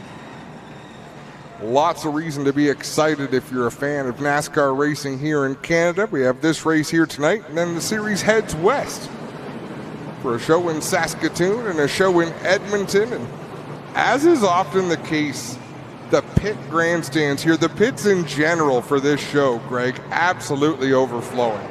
Yeah, great crowd here in total tonight, even on the front stretch here. Want to thank everyone for joining us. Great event here, 2 nights. Don't forget, we'll be back again tomorrow night. Sprint cars and late models. Heat race number 3 going to line up like this. On the pole from St. Leonard d'Aston, Quebec, the GM Paillet Chevrolet Canada number 96 of Marc-Antoine Cameron. Rolling off second from Trois-Rivières, Quebec, the WeatherTech Omnifab Dodge number 47 of LP Dumoulin. Starting third from Hamilton, Ontario, the Hall-Nor Mechanical Solo Performance Exhaust Luigi's Dodge number 4, Trevor Monahan. Alongside him, the Sierra Excavating Bolton GM number 31 out of Bracebridge, Ontario, it's Daniel Block. Starting fifth from Stouffville, Ontario, the Assa Abloy Leland Industries Chevrolet number 3 of Jason Hathaway. Sixth out of Oakville, the Big Chief Snacks E3 Spark Plugs O'Neill Electric Duma Dodge number 84 of Larry Jackson. And rounding out the field in the 99 from Winnipeg, Manitoba, the Brimstone Games Castrol O'Neill Electric Dodge number 99, it's Amber Balkin.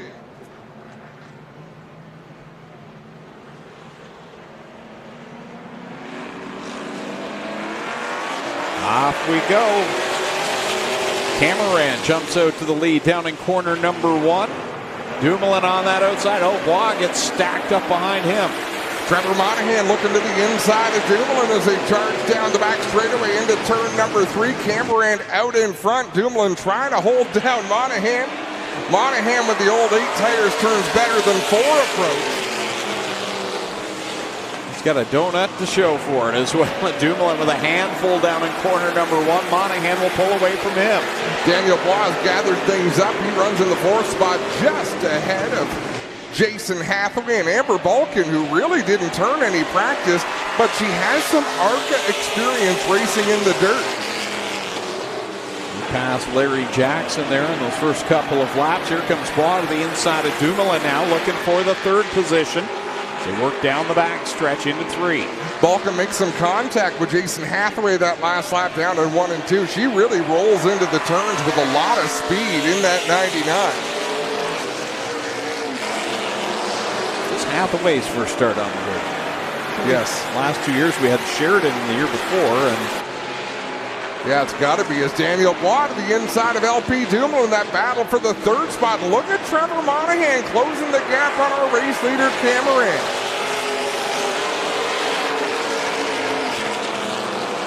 Cameron in practice this afternoon probably was the driver that had the most problems staying in the right direction, but it's been all Cameron here in this qualifying heat.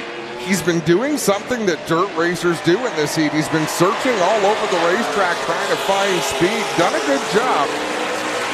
He is the fastest car on the racetrack, but Trevor Monahan in the 2nd spot in that 4. About to be under attack from Daniel Bois in the 31. Daniel Bois looked good in practice earlier this afternoon, and here he is again closing in on Monahan for that runner-up spot in this 31.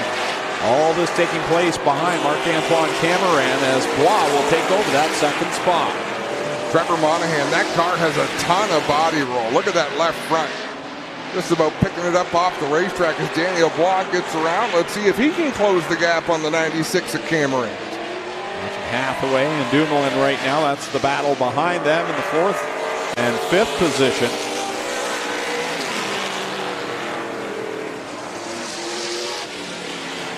Amber Balkin putting the pressure on LP Dumoulin, that 47 and the 99. Nobody's got anything in this one for Marc-Antoine Cameron in the 96. He's got nearly half a straightaway over Daniel Bois. The last tick away in this qualifying heat. Marc-Antoine Cameron all the way down the back stretch into corner 3 another time. This time will come to the white flag. Daniel Bois trying to close the gap. He's got a fast car here tonight. He's turning some fast laps right now. Last time by, he's about 3/10 quicker than the race leader. That time, he's 2/10 quicker than the race leader. He's going to run out of time, but it's got to feel good that he's got that much speed in the 31. Amber Balkin makes the pass on Dumoulin as well. Moves up a spot. Checkered flag is out. Marc-Antoine Cameron wins heat race number 3. Daniel Bois 2nd. Trevor Monahan 3rd. Jason Hathaway 4th, followed by Amber Balkin, LP Dumoulin, and Larry Jackson.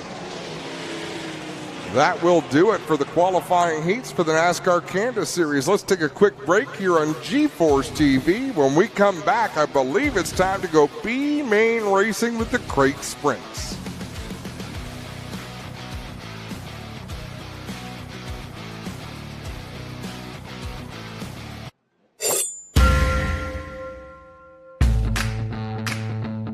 Introducing the Fleet lineup by CargoEase. Our commercial and Titan Series slide come with weight capacities of 1,500 to 3,000 pounds and features HDPE Ultra Ply Deck, a 1/4-inch rubber mat, 8-inch aluminum side rails, a patented spring release T-handle, and L-hook fasteners. This is the CargoEase Fleet lineup.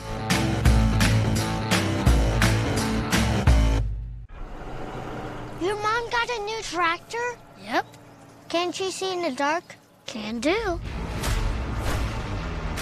Hook up all the implements? Can do. Steer with ease? Can do. Bale hay all day? Can do. Shift like a race car?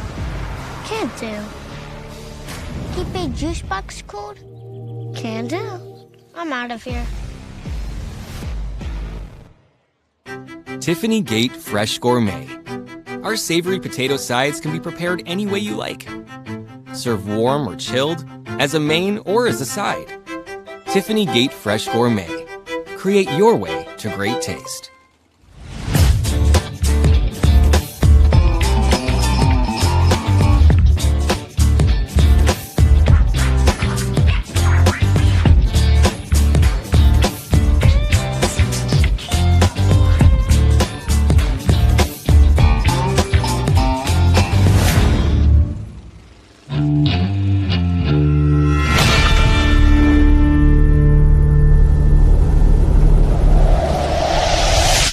Are you looking to sell or fix your car?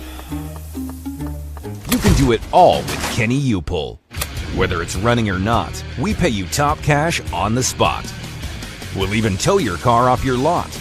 Need parts? Our yards have over 25,000 cars ready to be stripped and over 10 million car parts ready to be pulled. Find what you need at a fraction of the manufacturer's price.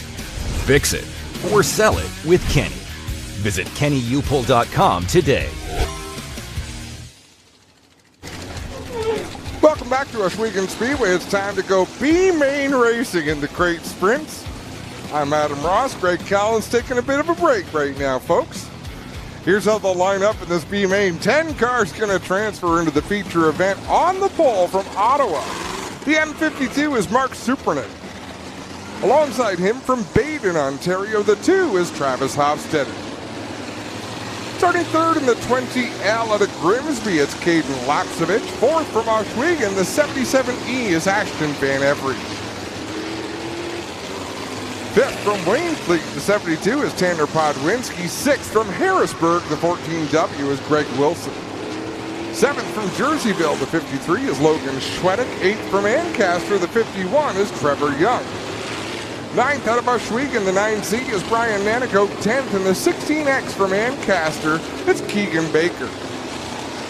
11th from Cherry Valley in the 9 machine, it's Adam Turner. 12th from Simcoe, the 14B is Broden Weiler. 13th in the 24K from Hagersville is Kiana Teal. 14th from Woodstock, the 29W is Tyler Ward.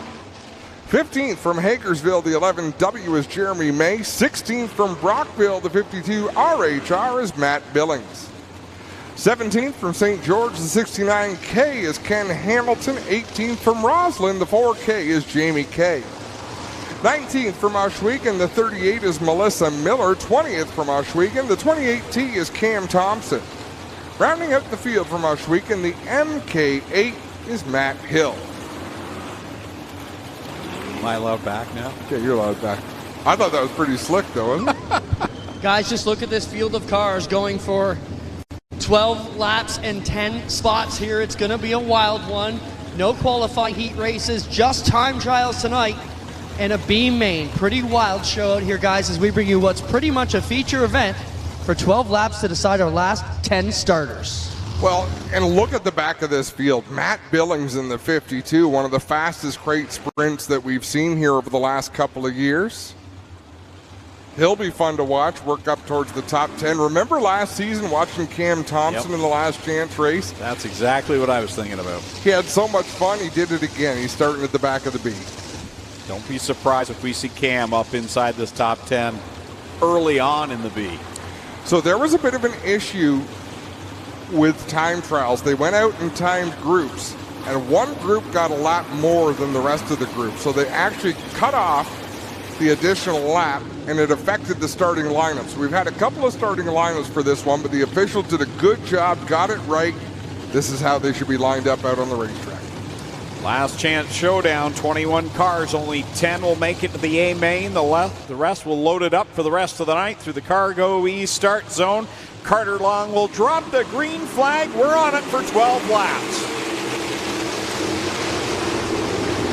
Wow, Caden Lapsevich in that 20L. That car just did not want to turn. He lost about 8 spots in the opening corner in the 20L machine. Out in front, Mark Superman going to lead lap number 1.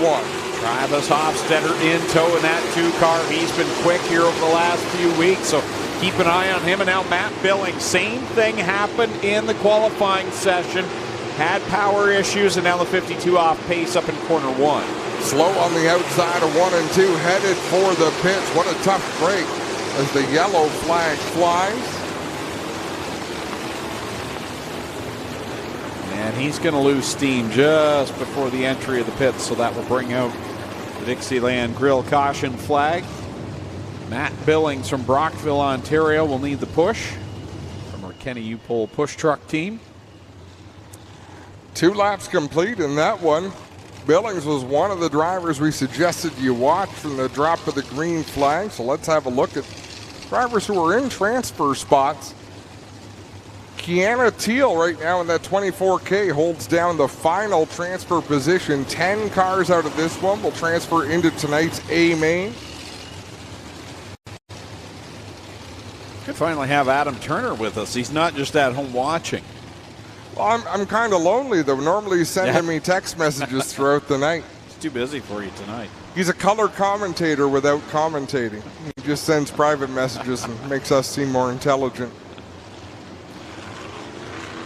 White flag. The Mobile One white flag is out. Restart next time by. How good was it to see David Swain up here, speaking of Mobile One? Yeah, it's been a while since I've seen him. But, yeah. Good to see. Always great. His son Mark drove for a time in the sprint. And a very talented racer, Mark was. If you haven't been to the Big O yet this year, you'll notice we've got that screen down in, well, right next to Slack Lumber Victory Lane, so we can see replays on that. That's been a great improvement this year. We're going to go back to green. 10 cars qualified, 12 laps the distance. 10 laps to get yourself into a spot now.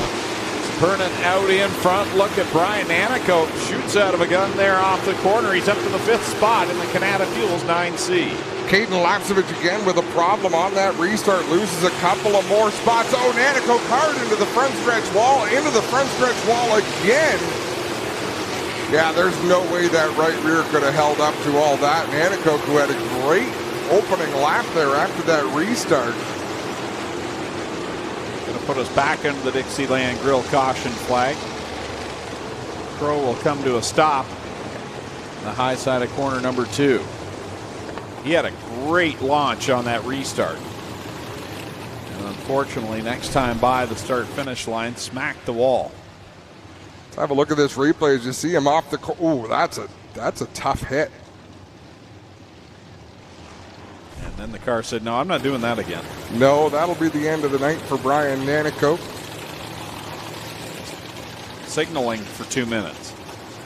Don't think you get 2 minutes in the B main, but I could be mistaken. Worth a try, though. Sure.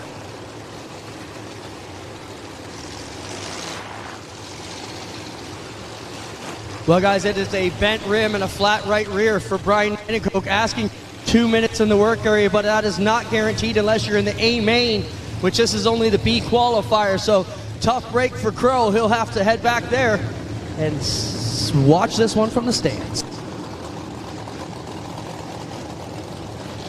White flag coming back out. So next time by, we'll go back to green. They will probably go back and change that right rear if there's a yellow on the first lap back on the track. I'm sure he could get back out there and be on the same lap, but he would have his work cut out for him.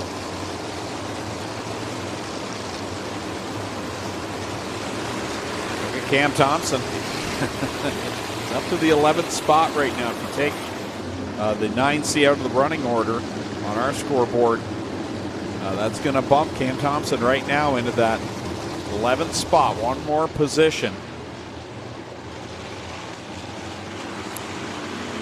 Green flag is out.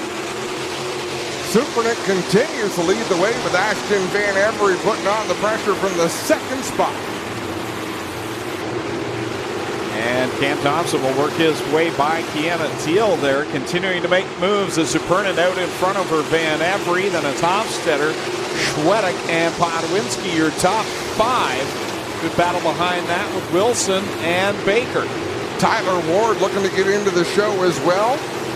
Ward in that black number 29, working the middle groove on the racetrack, looking for racing room to the outside of Cam Thompson. They run right behind Jeremy Hughes in the 11th. This is going to come down to the very last lap, very last corner. You have to think here for this final transfer spot. This time by Supernick out in front, had a very solid run. No, hard in the wall is K on the backstretch, the 4K. And apologies, that's Jeremy May in the 11th. As Jamie K loses a right rear, it goes over the wall but stays on the business side of the fence.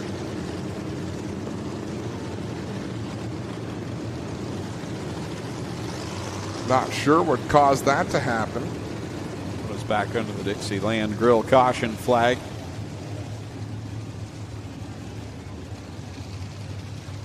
Raising the Bar delivered some good food tonight, Greg. What was it tonight? You don't know. Some sort of Mexican something. Let me have a look. She actually messaged me after to tell me what it was. Hard hit there for Jamie Kay. Clint? Hey guys, all kinds of problems here for Jamie Kay. As you know, the right rear has left the building. The right front looks just as bad. It's still here though, but it is flat, so we will need the flatbed here to pick this one up. So we may have to jump to a commercial break here. Spencer, if you want to, you can do it. Here's a good shot. Show this, Chachi. So here's what happened, guys. The center of the rim has tore right out here. Broke the center out when he hit the wall, and that's it, guys. So we've got a replay of it. Boy, that could have been a whole lot worse.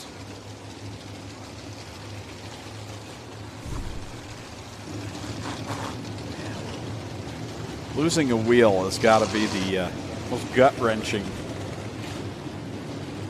Well, especially because you don't really know what's going on. The right rear comes off. You'd probably feel a big vibration, but in a sprint car, you're expecting the next thing to be another hard impact. Yeah, exactly. So the flatbed comes out for Jamie Kay. And we'll take a quick break and be back with the conclusion of this B main in just a moment.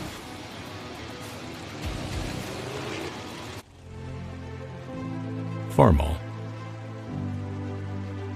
100 years of can-do.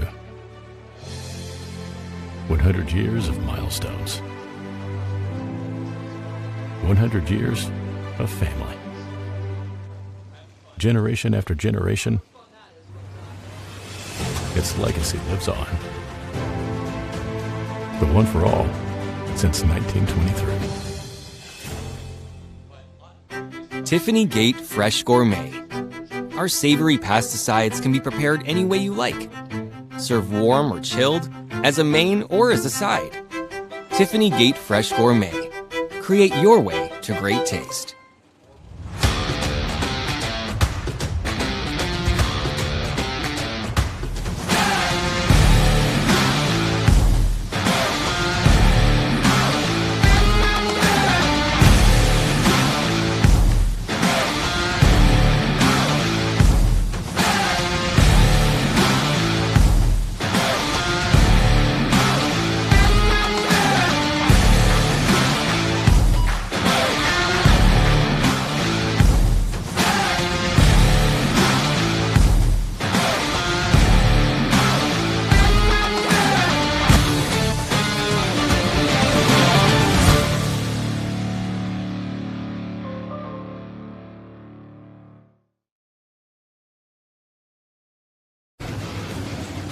Freshstone presents Thunder on the Grand, night number 1, along with Nitro 54 variety and Sit-N Bull tires, B main for the Creighton Sprints. And there you see Jamie Kay getting loaded on the flatbed.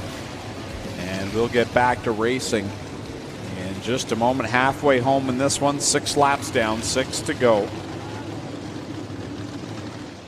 Still to come, last chance qualifier for the 360 sprint cars, and then we will be going straight into features for our crates and 360s. Speaking of people who make us more intelligent, Jim Clark, he's been getting involved in the streams, because when we have a driver from the 613 area code, Jim always knows about them. So a little bit of background on the race leader. Mark Supernant operates Supernant Truck Shop, and he's the title sponsor of the Crate Sprint division at Brockville Speedway, where Adam Turner has won the 2 most recent sprint car races. Jamie Kay in the 4K is employed at Quinty Health Belleville General Hospital. And now you know. Back to the green flag through the Cargo East restart zone. Carter Long has the green and the cross flags at the same time for the field. 6 down, 6 to go. 10 spots on the line. Cameron Thompson with that last transfer, but he's looking to pick up the spot from Jeremy May as Kiana Teal gets sideways in turn number 2. Whoa, Trevor Young with a little bit of contact there on Tyler Ward as they're doing battle just behind the transfer position. Out in front, it's been all Mark Supernan, which has been a good run for him. And his previous visits here to Oshwegan has not had the best of fortune, but having a great run right now for Ashton Van Every. Good battle for the third spot. Logan Schwedick and Travis Hofstetter. Caden Lapsevich, after a couple of poor starts in that 20L, starting to pick things up and close in on that 10th position. We're going to have a great battle for the final transfer spot into tonight's feature event. It'll be 2 laps to go this time. Burnett way out in front as he'll lead the lap over Van Every and Schwedick. But again, here's this battle for that final transfer spot. Lapsevich works to the outside of May at the line. May has a spot. It's going to be a tough pass to make on the high side because there's lots of bite down low. Jeremy May doing a good job wheeling that number 11. White flag is out. 1 more lap to go in this B main. Final time down the backstretch for Mark Supernan. We'll see who will cash in to the final transfer spot. Back and forth they go. Jeremy May with a great move. Supernan takes the win over Ashton Van Every, Logan Schwedick, Hofstetter, Podwinski, Baker, Wilson, Cam Thompson, Adam Turner, with Jeremy May hanging on for that 10th position. Caden Lapsevich, Trevor Young, Tyler Ward, Broden Weiler, Melissa Miller, Ken Hamilton, and Kiana Teal will be done for the evening. So 360B main up next, and then we'll go right into the sprint car main events following that. 11 cars set to take to the racetrack here in the 360 sprint car B main event. And I believe by the looks of it, 1 will go home.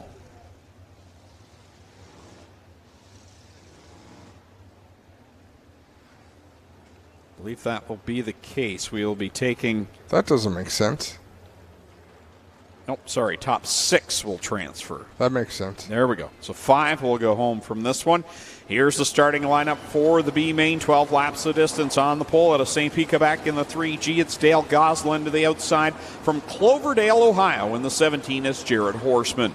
Lining up third from Cheektowaga, New York in the 94, it's Todd Hoddick. Starting fourth is Kelsey Ivey out of Fremont, Ohio in the 20I. Starting in fifth from Freelton in the 12DD, it's Darren Dryden. Starting sixth out of Tilsonburg, the 17X, Corey Turner. Scheduled to go seventh, and there he is. He's got the repairs made. From Beamsville, the 88H, Josh Hansen. Lining up eighth is Ryan Conium of Burlington in the 46C. Starting in ninth from Syracuse, New York in the 13, it's Keith Granholm, and going 10th out of Oshweek in the 68 of Aaron Turkey, and lining up in the 11th and final spot out of Brewerton, New York in the 87 race, and Jason Barney. Some pretty good names for a B main. It's tough when only 6 will transfer.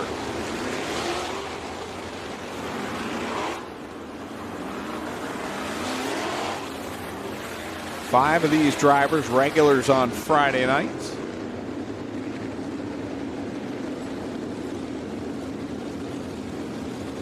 I believe we're going to see the Mobile One white flag this time by. So Josh Hansen with problems in his heat race. Aaron Turkey with problems in his heat race. These crews have been hard at work.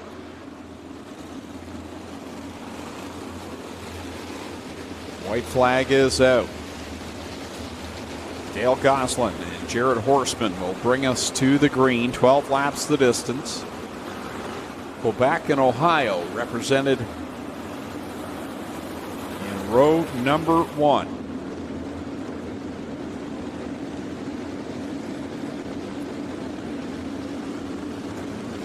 $5,000 on the line for tonight's winner of the A main. This is the last chance to punch a ticket into the big dance through the Cargo Ease start zone. Green flag is out.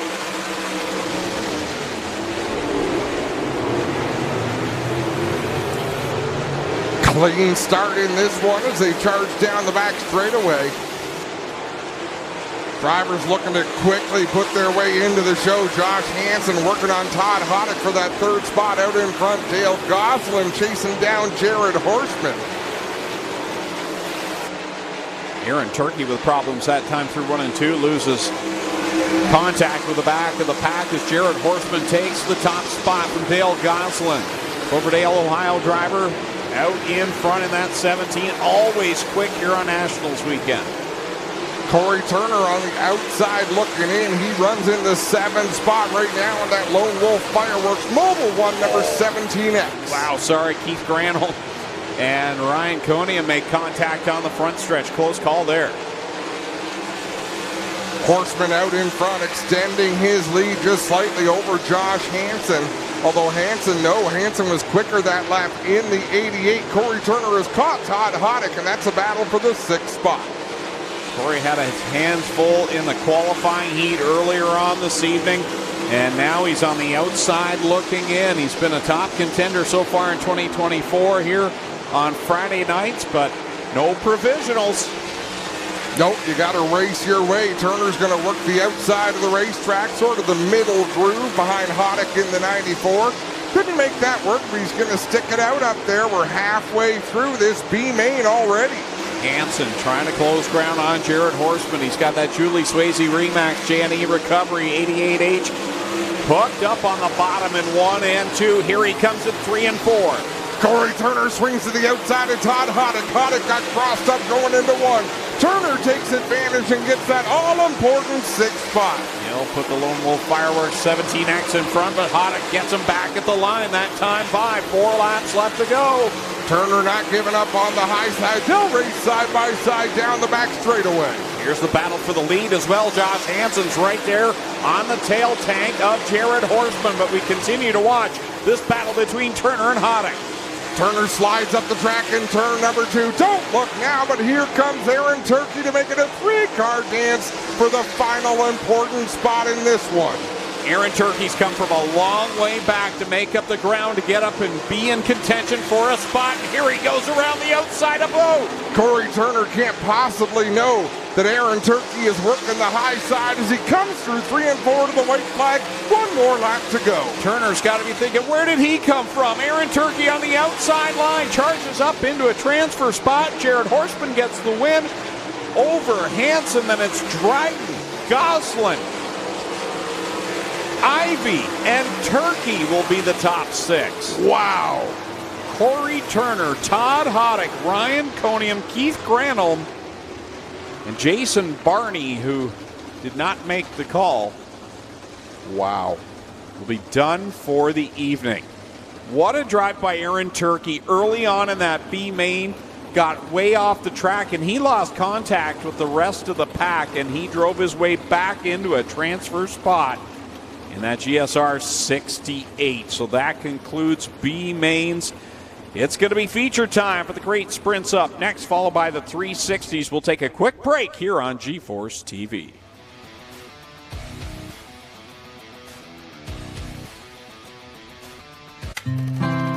My family came over here from Germany, and my grandpa Arnold Lushen bought this 1953 Super M. This is the first tractor that I actually drove and used on the farm. If somebody said, Mark, I'll give you an 80 acres that's worth $1 million, would you give me that tractor for that 80 acres? No amount of money would buy this tractor. My grandpa made the comment before that that was the tractor that built Lushen Farms.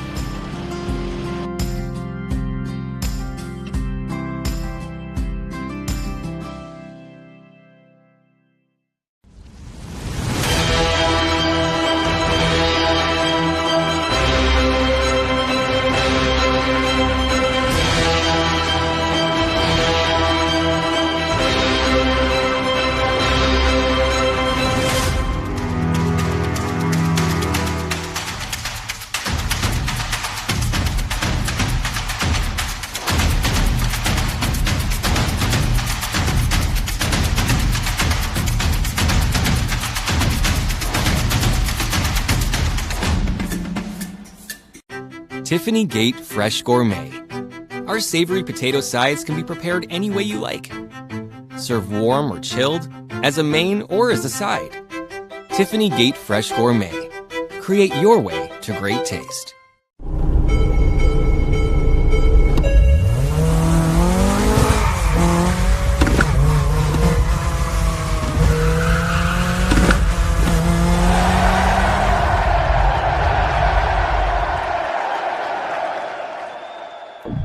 Lockhart's Odyssey is BRP's newest marine dealer for the legendary Alumacraft fishing boats, the luxurious Manitous, and the affordable Sea-Doo Switch pontoons. Come aboard our new outdoor showroom, located here in Cortland at Lockhart's Odyssey, your BRP superstore.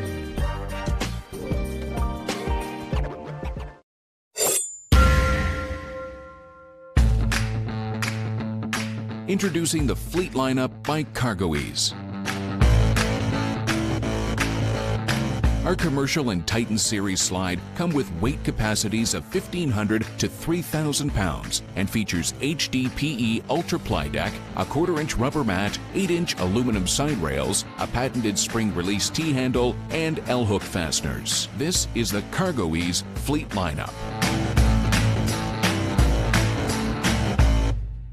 Are you looking to sell or fix your car? You can do it all with Kenny U-Pull. Whether it's running or not, we pay you top cash on the spot. We'll even tow your car off your lot. Need parts? Our yards have over 25,000 cars ready to be stripped and over 10 million car parts ready to be pulled. Find what you need at a fraction of the manufacturer's price. Fix it or sell it with Kenny. Visit KennyUpull.com today. Back at Oshewigan Speedway, Freshstone presents night number 1 of the Thunder on the Grand. Brought to you again by Freshstone, Nitro 54 Variety, and Sit and Bull Tires. Tomorrow night, we'll be right back at it. 360 Sprint Cars, Crate Sprints in the Northeast Late Model Alliance will be on the card. $10,000 to win tomorrow night for the 360 Sprints. So going to be another big show on night number 2. Got to say hello to Dave McGrin down at the rehab center at Hamilton General, recovering from a stroke. Glad we can bring you some entertainment here tonight. He's been watching the Go Trains race. He's got a good view of the train tracks. But I think we've got more side-by-side action here.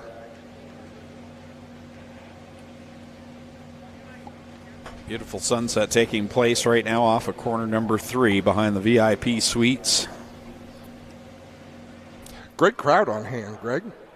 Yeah, great turnout as we see them over there pit side as well, waving away. Well, one fella is. All of his fingers? That never gets tired. Over in the Vera Steyer suites there. I was going to say that. I was going to call that out. Miss Vera. There you see the Strickland pace truck waiting here on the front stretch, getting ready for this Crate Sprint Car feature event. And with the quick turnaround, just making sure we get everything lined up and ready to go. Well, and do we even have a lineup? Because I don't know if the racers have one just yet. I have it on Race Monitor, but I don't know as though it's the final done deal one. But right now, it looks as though it's going to be Nico Hansen and Brett Stratford on the front row of this one. And remember, these drivers have not competed tonight. They ran their hot lap session. It was timed. And the first 20 cars, top 5 in each group, transferred directly into the A main. So they haven't had side-by-side racing action other than in the hot lap session. And to try and get a good lap, you're not going to want to be around anyone. So this is no real practice at any racing here. It's right into the A main and playing for all the dough. Sort of what dirt racing is all about, though. Even when you do get practice, you don't get much. Yeah, practice is green, white, checkered.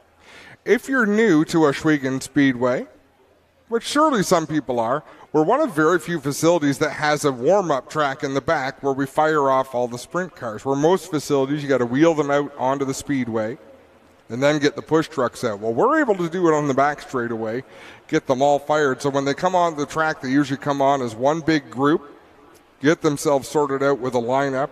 It's all about keeping the time shaved off, the total length of time it takes to run a night's program. And that track on Thursday nights normally is our micro sprint track where we We do the live stream there on G-Force as well, and tonight would usually be their night to race, but instead they'll be racing on Saturday afternoon. We've got the micro sprints competing along with the flat track bikes on the big track, so a full weekend. Night number 3 of the Thunder on the Grand takes place on Saturday, so if you haven't seen the micro sprints, good chance to stick around and see that. I believe racing starts at 3 o'clock on Saturday for the micro sprints over there on the Gales Auto Aftermarket warm-up track, and then the flat track bikes here on the big track on Saturday as well. So a great weekend still to come, 2 nights, plenty to watch. We should mention the 360 sprints will be down at Buxton Raceway, Speedway. I don't know. I've lost track. But sprint cars, Great Lakes Super Sprints and the Southern Ontario Sprints, many of them competing here tonight. We'll be down there for a combined show on Saturday as well. Yeah, that should be a really good show. Fast track. Similar speeds to right here at the Big O.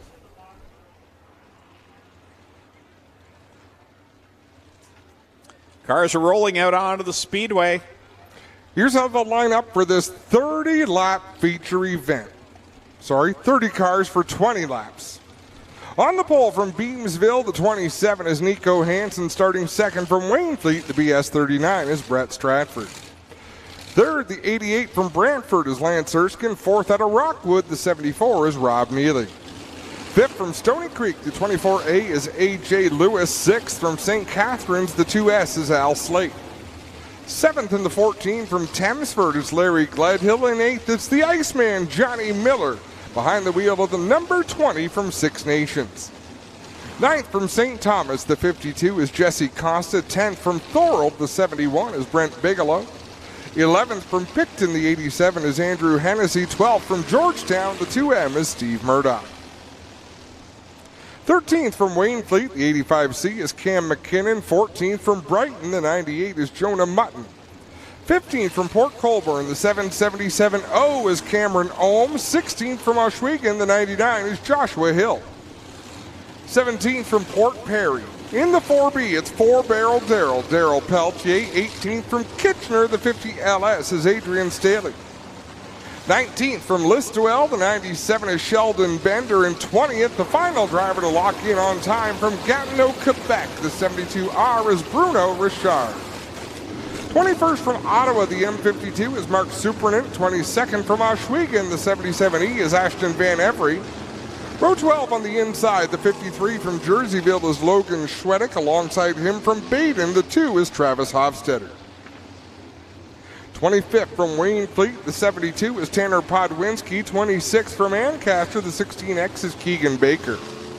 27th from Harrisburg, the 14W is Greg Wilson. 28th from Oswego, the 28T is Cam Thompson.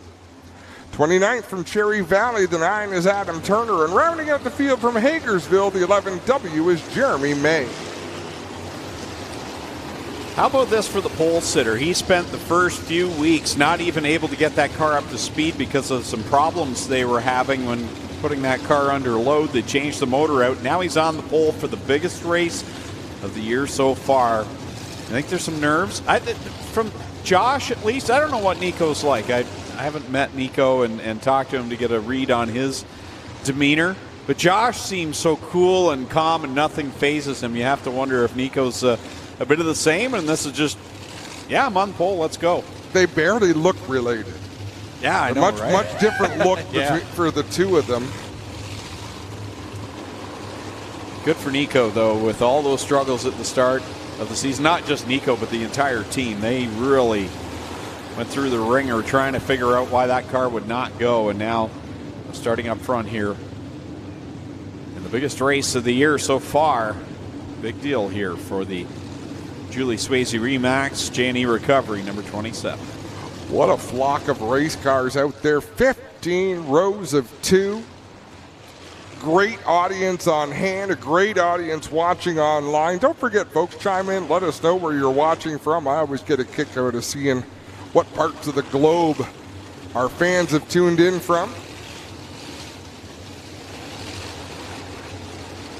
The Rather Be Fishing 99 machine.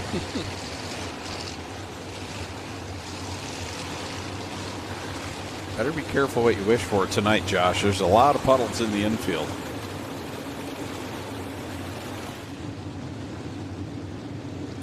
That's true. Do you think they're stocked, though? They might be. Ziegler stocked the mud puddles.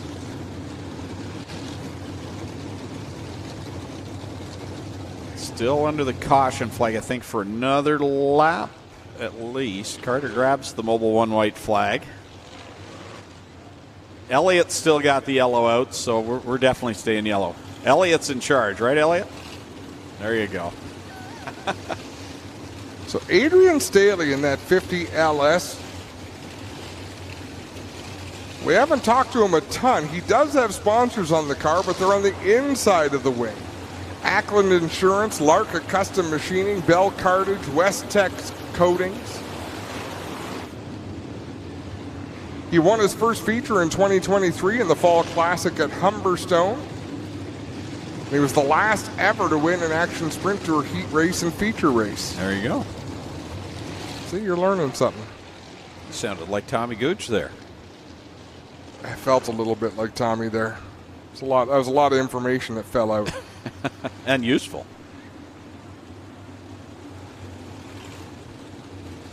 Still having a problem back there around Ashton Van Every now. I think they've got everyone settled in. 20 laps. Following this, 360 sprint cars, and then we'll get into the main event for the night, the Freshstone Dirt Classic. Carter Long's got the white flag in hand, the Mobile One white flag.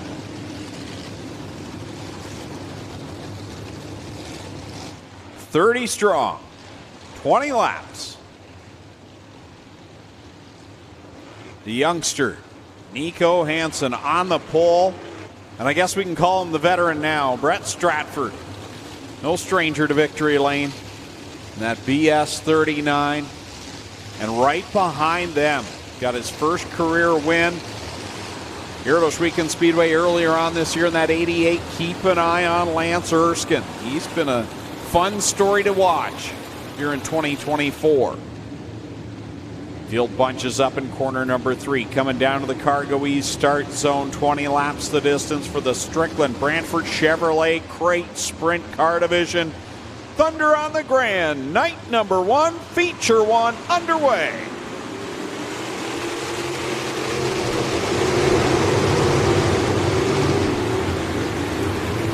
The field fans out. 4 wide through the turns. Travis Hofstetter with a problem in turn number 2, but they all make it. One up high, I think it's Cam McKinnon up in corner 4. He'll gather it back up, tag onto the tail of the field. We're A-OK on lap number 1. McKinnon wisely did not try to come back across traffic. He might have a problem that's big enough he's got to take it to the pits. Brett Stratford streaks out in front to a big lead in the BS 39. Yeah, second lap, and he's almost got 3/4 of a straightaway advantage over Nico Hansen. He could probably almost see the back of the pack right now for Brett Stratford over Hansen. Erskine, close call there off of 4. That was a close one between Al Slate and Johnny Miller, the Iceman. They're battling just outside. Well, no, they're battling for the 5th spot. Brett Stratford hooked up and gone, completes another lap, put 4 on the board. He can already see Jeremy May at the back of the pack. Good battles going on behind Nico Hansen, Rob Neely, and Lance Erskine swapping spots. Then you've got Miller and Slate continuing to go at it. And Jesse Costa and Brent Bigelow, 2 of the drivers that have wins this year, going at it mid-pack. They've got a long way to go to get to the front of this one, Greg. No surprise to see them battling side by side. A little surprised to see how far back they are. Same as Steve Murdoch in the 2N. Leader already catching the back of the pack as Brett Stratford works around Jeremy Mays. Got Greg Wilson in front. Nico Hansen comfortably right now in that 2nd spot, having his best career run. Hansen would love to be at Slack Lumber Victory Lane at the end of this one, but he's got a long way to go still. Look at the traffic for Brett Stratford down the back straightaway. They're side by side in front of him. Keep in mind, there's no mirrors in these cars, no communication from the pits. He has no idea how big a lead he's holding. Best career finish for Rob Neely in the crate sprints.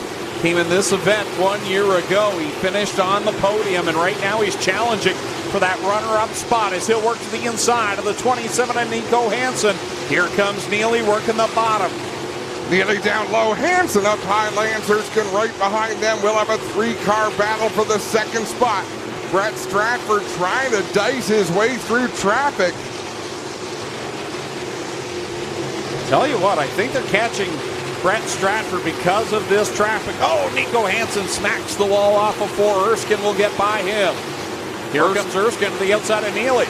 Lance Erskine working the middle groove of the racetrack. Neely down low. Nico Hansen trying to regroup from that trip into the wall last time. And Johnny Miller, who just missed the podium last week, he's out there running in the top 5 as well. Brett Stratford right now is working through thick traffic as he's trying to get by Tanner Podwinski and Greg Wilson in the 14. He's got 4, 5, or now make it 6 cars between he and second place Rob Neely in the 74. Lance Erskine holding on to third. Stratford picking him up and laying him down, passing about 1 car every corner, although he gets around Hofstetter. Hofstetter rolls around him on the high side.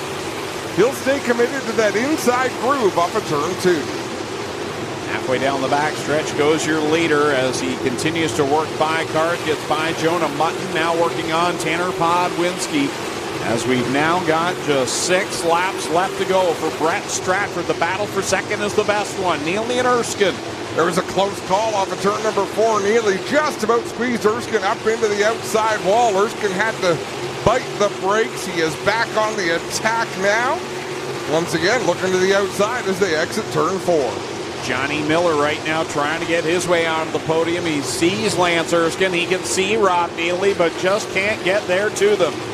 He's got a little bit of time left. 4 laps to go. Plenty of traffic up ahead as the Iceman closes in. Rob Neely had to check up.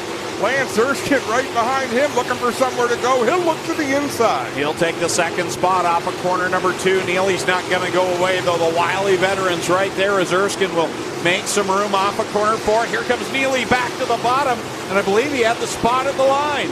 They race wheel to wheel down into turn number 1. Lance Erskine on the high side with the momentum, but Rob Neely down low. He'll charge into turn 3.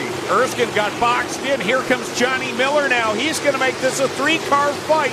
Only 2 of these drivers will go to the podium.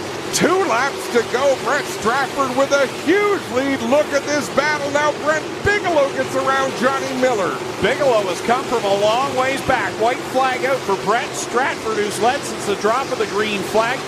But it's Bigelow now trying to find his way into the top 3. Johnny Miller sails that car sideways into the turn. Rob Neely with the position. Brett Stratford, though, going to win the opening race of Thunder on the Grand. Coming home in the second spot at the line, it's going to be Rob Neely over Lance Erskine, Brent Bigelow, Johnny Miller, Jesse Costa, Nico Hansen 7th, A.J. Lewis in 8th, and Al Slate 9th. Larry Gledhill, after a rough week last week, bounces back to finish inside the top 10. That feature event, 30 cars strong, took 5 minutes and 40 seconds to complete. Green to checker.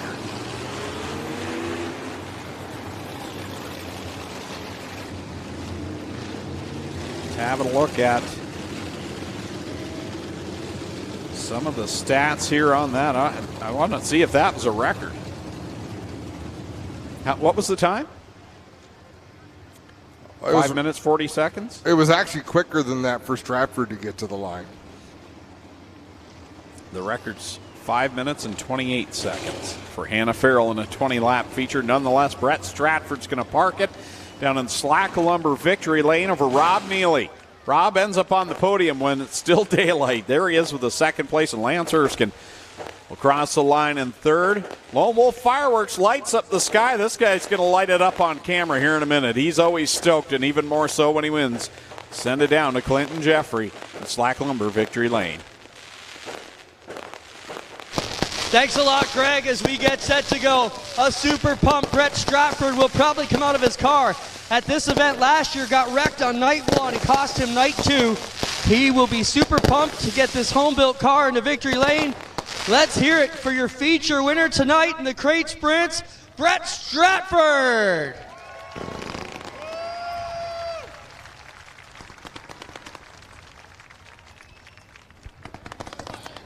Well, this should be good, Greg. He's entertaining even when he doesn't win. Clint?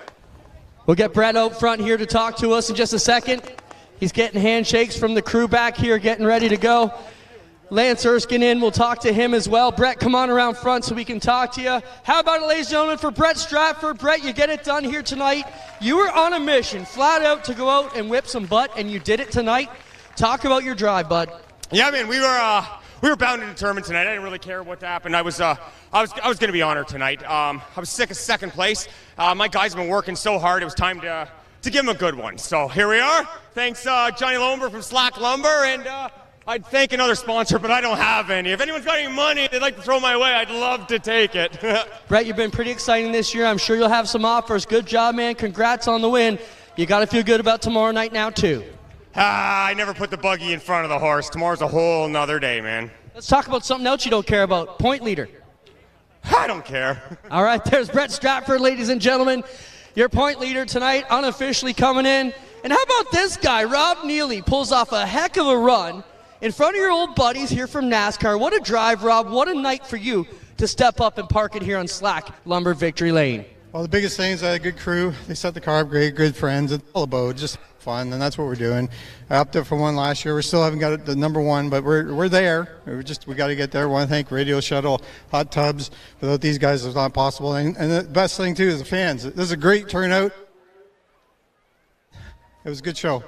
Rob, congrats, man. Solid drive. Talk about the battle with Lance Erskine quickly. You guys in lap traffic fighting for second. Johnny Miller trying to get a piece. Was that fun?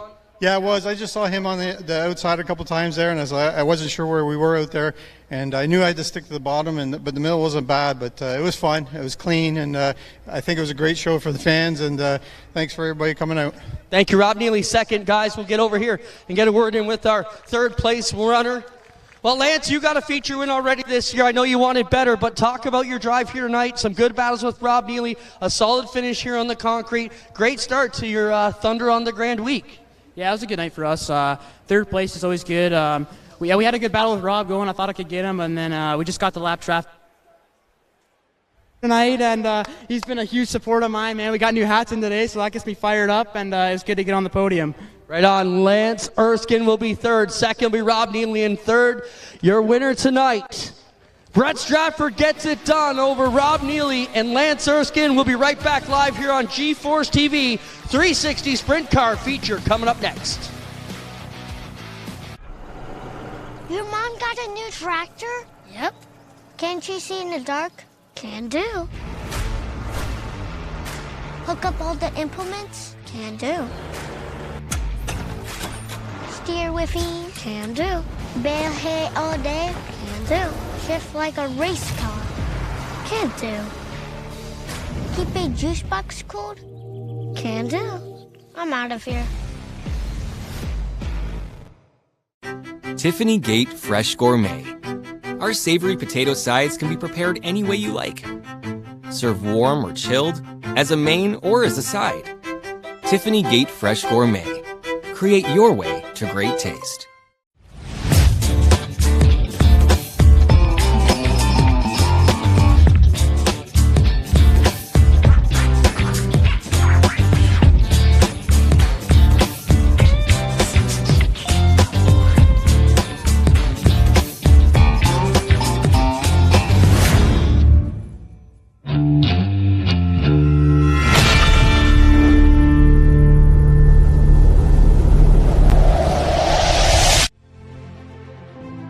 Farmall. 100 years of can-do. 100 years of milestones. 100 years of family. Generation after generation, its legacy lives on. The one for all since 1923. Tiffany Gate Fresh Gourmet. Our savory pasticides can be prepared any way you like. Serve warm or chilled, as a main or as a side. Tiffany Gate Fresh Gourmet. Create your way to to great taste. Fresh Stone Brands, Nitro 54 variety, and Sit-N Bull tires present night number 1 of the Thunder on the Grand here at Ohsweken Speedway. I'm Greg Kellman, with me Adam Ross, trackside Clinton Jeffrey, as we get ready for feature number 2, the 360 Sprints coming to life over there on the Gales Auto Aftermarket warm-up track. This will be our final event on our G-Force TV stream. Everything after that for the NASCAR Canada Series will move over to Flow Racing and TSN Plus. So those tuned in right now on G-Force, this is it for the night. It's going to be a big one. 25 laps of distance for the 360 Sprint cars, Clint. Here's your Case IH track report as we get into the 360A main. The bottom is still very tacky, but up here you can see they've started to blow off the crumble, and you see the sprint cars, they'll continue to blow this off right up to the top. That'll move some of the loose out of the way. It will also give them some better traction on the bottom. Still down here in this bottom lane has amazing grip and bite. We have a fantastic track after the monsoon that Mother Nature threw at us yesterday. We're ready for an amazing 360A main. How great is it to have all our American competitors back? Today we have competitors from all around North America as we'll get off the track here and we'll get ready to go. And Clint, to tell you the truth, I expected a few more from New York State. I actually thought, Jordan Poirier from Quebec, I thought we'd have some Empire Super Sprint representation, a little bit more, but maybe we'll see that tomorrow. They also just got done with ESS Speed Week, which I think is a big drain for a lot of those teams. They may be here tomorrow, though. Definitely made it tough on a few of the teams. I think you'll see a few of them come up. I thought we might have seen a few more from New York and Pennsylvania, but how about the Michigan, Indiana, and Ohio crews that have shown up here first time since COVID? Wow, what a great night to have them all back for 2 nights. We'll be back here tomorrow as well. So fantastic setup. We couldn't be happier here. Here's how the lineup going from the pole out of Dunville in the 15. It's Ryan Turner to the outside. From Hayward, Ohio in the 31, it's Jack Nichols. Lining up third for Mount Bridges in the 45, it's Tricky Nick Sheridan. Going fourth from Cowlesville, New York in the 52, the straight shooter, Scott Kruder. Lining up fifth from Scotland, the 47X, T-Dub still in Westbrook. To his outside from Lima, Ohio, the 71H is Max Stambaugh. Starting in the 7th spot from Stevensville in the 71, it's Mike Bowman. To his outside from Bellevue, Michigan, the 49T is Greg Dolman. Starting in 9th from Fremont, Ohio, the 7C is Phil Gressman. Davey Franek starts 10th. He's from Wantage, New Jersey in the 28F. Going off 11th, it's the live wire. Liam Martin from Bibbrook in car number 9. And going from the 12th spot from Scotland, the 87X is Sean Evans. Lining up 13th from Thamesford, car number 7 is Eric Gledhill. Alongside in the 14th spot, the Ohsweken Flyer, Glenn Stiers in car 0. Starting in 15th from Tonawanda, New York in the 7NY, it's Matt Farnham, his dancing partner in the 16th spot from Beachville, car 5, DJ Christie. Starting 17th out of Hamilton, the 19D is Alan Downey. Kevin Pauls to his outside from Dunville in the 46. Starting in 19th out of Buchanan, Michigan, car number 70. That is Eli Lakin. And the Fenwick Flyers back tonight, starting in 20th out of Welland in car number 21. Starting 21st from Portland, Michigan, the 85 Double D, Dustin Daggett.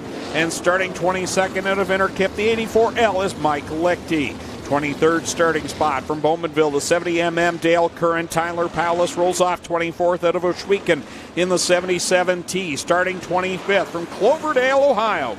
In the 17, it's Jared Horseman. To his outside from Beamsville, the 88H Josh Hansen starts 26th. 27th out of Breelton, the 12DD Darren Dryden. 28th out of St. Pete, Quebec, the 3G of Dale Goslin. Starting in the 29th spot from Fremont, Ohio, the 20I Kelsey Ivy. 30th out of Ohsweken. In the 68, it's Aaron Turkey. 2x2 they come. Carter Long, double greens in hand. The 360 Sprints race for $5,000 and the Thunder on the Grand.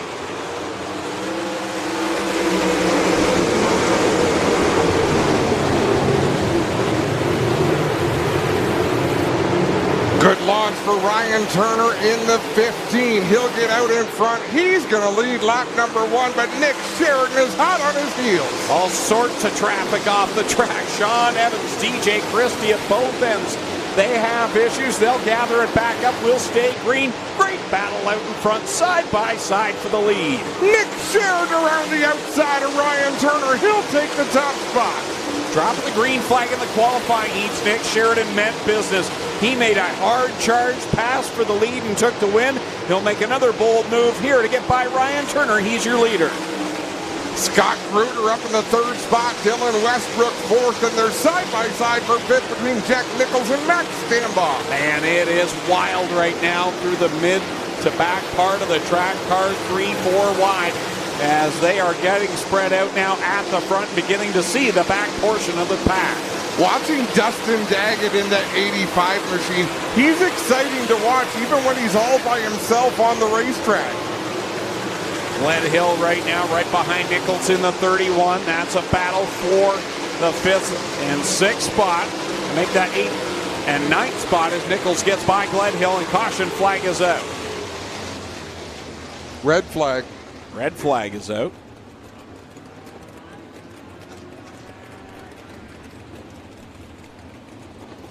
We got one over on its side up in corner number 3. That we do.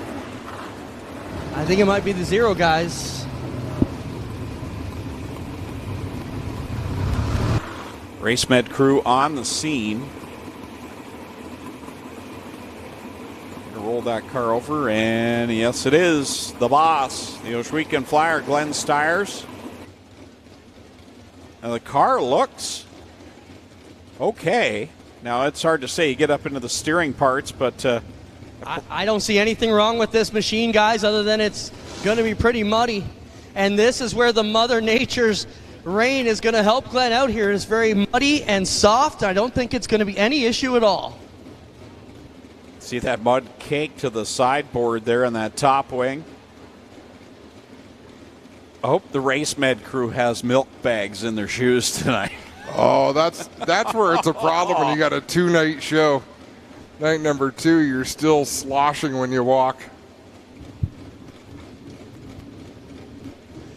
Glenn, you okay? What's the story here? Yeah, I just went in a little too hot. I'm all right. A little too hot? He's all right. The car is perfect. Looks pretty good. Safety crew coming. They'll give him a shot here in a second, but Glenn gives a thumbs up. He's good to go, guys. Well, good to see. And busy night for Glenn, getting ready for the NASCAR Canada Series race here in just a little bit. He's been racy already this afternoon in practice and qualifying for that event. The track tonight, I think, is going to play in his favor to have a good run. Yeah, I think you're absolutely right. And that hurts my soul to say that. I know. Sometimes I'm right.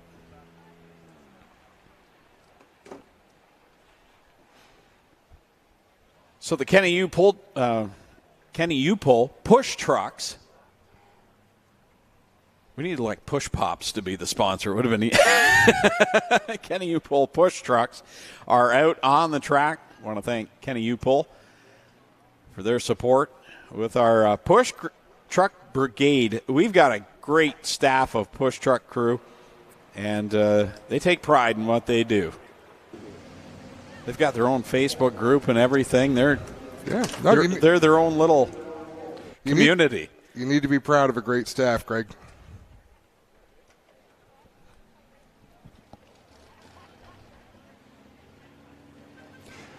Pushing these cars back off, we will get under the yellow flag.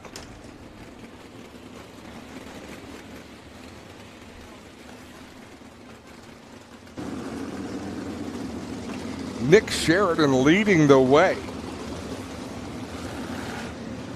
Ryan Turner in the 15 runs second. The 52 is Scott Kruger is third. Dylan Westbrook fourth in the 47X. Max Stambaugh fifth in the 71H. Nick set the tone in the drop of the green flag in the qualifying heats, did he not? They went down into corner one. He made it 3 wide, squeezed in on the bottom, grabbed the lead, and took off. And then he makes a bold move on the outside of 4 to take the lead away. You know, you can tell when a driver is on a mission, you know, when they're just focused on their success on a given night. It's the amazing thing about car racing. We come week after week after week, the same cast of characters, but you never get the same results twice. No. Sure, Dylan Westbrook has won 5 races out of 6 so far this year, but you look at the top 5, look at the top 10, it's always different. The cars don't change, but circumstances do, and emotion and focus, and some nights a driver just refuses to not succeed. That's what Nick Sheridan looks like tonight. It's a human element that you cannot. Sometimes you'd like to bottle it and be able to have that same energy on some nights, and maybe you don't on other nights, or have that same focus. Boy, oh boy, Nick Sheridan's hooked up tonight, and I see you're getting a text from Tommy that was the fastest crate sprint car 20-lap feature ever. Previous one was Hannah Farrell back in, where did I see that? Oh, Hannah wow. Farrell in 2019, 5 minutes, 28 seconds. This one was 5 minutes and 15 seconds. And that's a big difference. It is, yeah. Another lap. Did we run enough laps in that feature? Maybe not.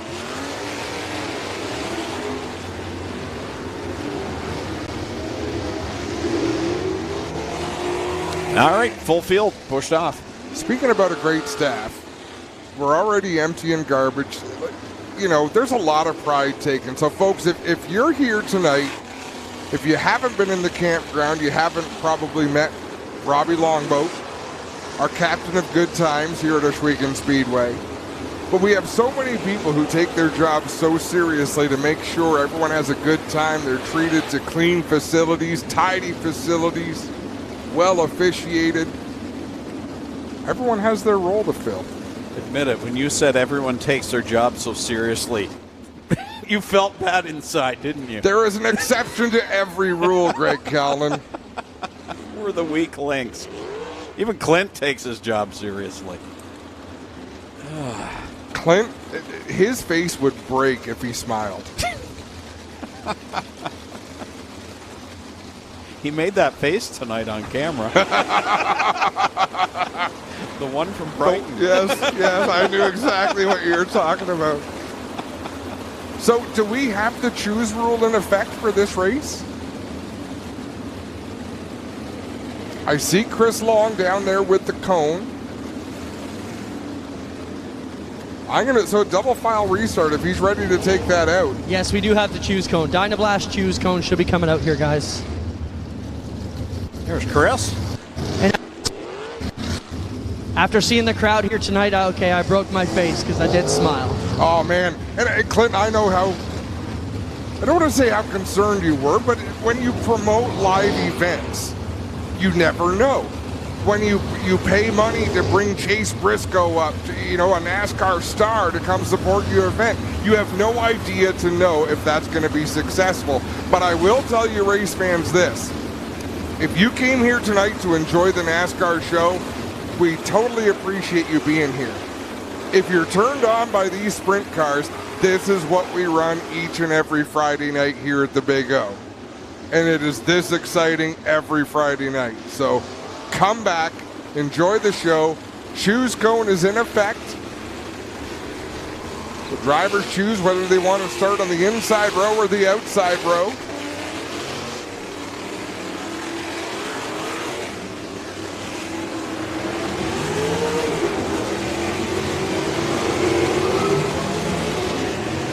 And I got to add to that, if you haven't been here on a Friday, our support divisions, the mini stocks and thunder stocks, are just as good, just as entertaining every Friday night. Sorry they can't be a part of this big weekend, but they are part of our Friday night heritage here, and we're ready to go back to green flag racing with the 360 sprint cars.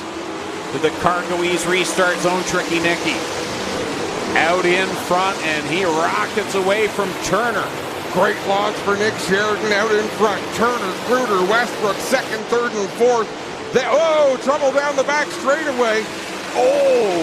Aaron Turkey just did a phenomenal job. How bad would your night be if you hit the same wall twice in the same night? That was some fantastic driving by Aaron Turkey. Whoever's sitting in that golf cart's probably thankful that he's a good driver as well.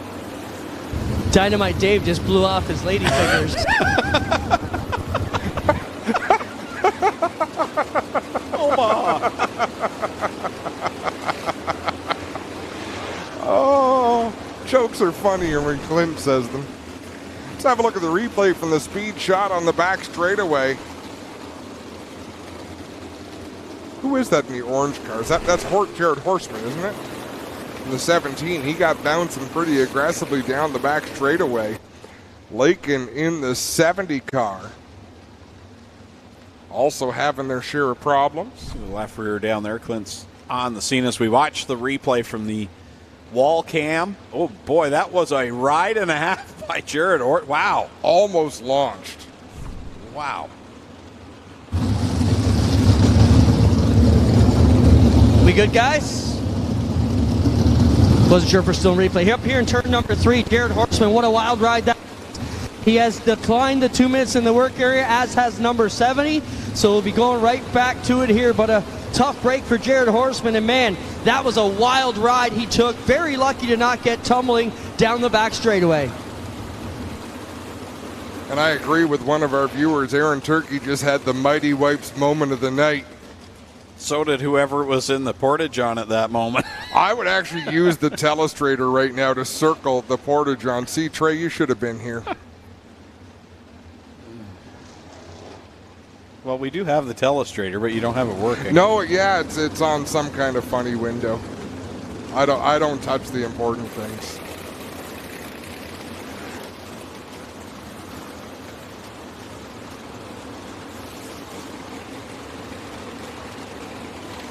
Jared Horseman on the hook, Clint. Yeah, guys, you can see flat left rear here. I don't see any other damage. I'm not sure why he wouldn't take his 2 minutes in the work area. I think they could have got this one back out here, but Horseman says, no, I will try again tomorrow. But no, and that's probably exactly the point, Clinton. If you're not in contention for the top 3, that's where the big money is. What does Horseman care if he finishes 20th or 15th? Take it back to the pits, work on it for tomorrow, and get things ready to go and chase big money. Is that Dave Bradley down there on the Duke Electric perch? Probably. Well, I guess that's a scissor lift. That's not the Duke Electric perch, but the one and only Dave Bradley. Yes, that is Dave Bradley. Gingers everywhere. Place is being overrun. I got Dean beside me, so we're really getting overrun by them.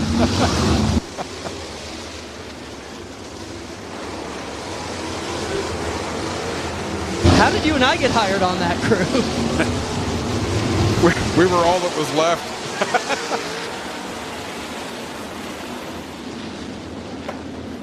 And I'm good with that. Oh, look, the telestrator's fixed. Spencer, you're the man. Nick Sheridan going to launch first in the Cargo Ease restart zone in the 45. Ryan Turner alongside in the 15. Back to the Cargo Ease restart zone they go, and off goes Nick Sheridan. Rockets down through 1 and 2. Here comes Dylan Westbrook to the outside, made it 3 wide. Westbrook to the high side in the 47X. Scott Kruger down low in the second spot. Dylan Westbrook the P2. The way Dylan Westbrook's been running this year, Nick Sheridan, you better get on your horse and get going, because Dylan Westbrook 5 out of 6, and he's on a charge. Just outside of the top 5, Mike Bowman in that white number 71 trying to work his way up into contention. But out in front, Nick Sheridan in the 45 is about to have company. Sheridan comes off a corner number 4. This time by 17 laps left to go. Dylan Westbrook and Sheridan both working down middle to low groove through 1 and 2. 3 and 4 is great where you want to get it all wound up for a guy like Dylan Westbrook, but 1 and 2 is just not working tonight. No, it's not, but oh, trouble. Is that Nichols in turn 2? I believe it's Jack Nichols down there to the inside of 2. Yes, it is, in 31. One of our heat race winners earlier on. Outside pole sitter. First visit here at the Big O for Jack Nichols. I so enjoy the conversations I get to have by text message, Greg, when we're doing a show and whether you've said something that either offends somebody or someone disputes or someone thinks, hey, that was pretty cool. But Warren, wish you were here racing. Love to see him back to the track.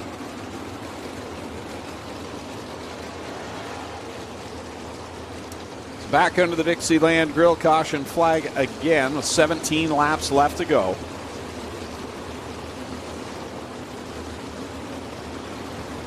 And Dylan Westbrook now moves himself up into the second spot. And he has just been lights out here in 2024. As good as Mike Bowman was last year, it's been the same for Dylan Westbrook. And what was an off season to his standards. Doesn't mean he was bad by any stretch of the imagination, but wasn't what we were used to seeing with Dylan Westbrook. And this year, man, oh man, I don't know as though there is anyone that can hit a more consistent lap around the track, especially on the outside, without hiccups than that man there, Dylan Westbrook. He is as smooth as they come. And I mean, we have a stout field here, but Dylan's got the precision side of things down to an art. He also races all 25 laps. Yeah. So in the start of the race, he fell back just a touch. No panic, runs his deal. The next restart, he picks up 2 cars and 1 set of turns. Now he can focus on the race later. Not that everybody else doesn't race the whole race, but Dylan Westbrook, there is no quit. And I believe that's a product of him traveling as much as he did to go racing over the last number of years. Yeah, that certainly helped him. Nick Sheridan now, and Dylan Westbrook will go by the choose cone, and no surprise, Dylan Westbrook will stay on that outside line here on this restart. With the big difference here tonight is that we said that under green, the outside's really not working tonight in 1 and 2, and that's where Dylan Westbrook is so strong, being around the top at both ends of the speedway. And it's a little trickier for everyone to get through 1 and 2 tonight, as they're all stacked up on the backstretch, ready to come back to the green flag through the Cargo East restart zone. Final race of the night here on G-Force TV. 17 laps left to go. NASCAR Canada Series up next on Flow Racing and TSN+.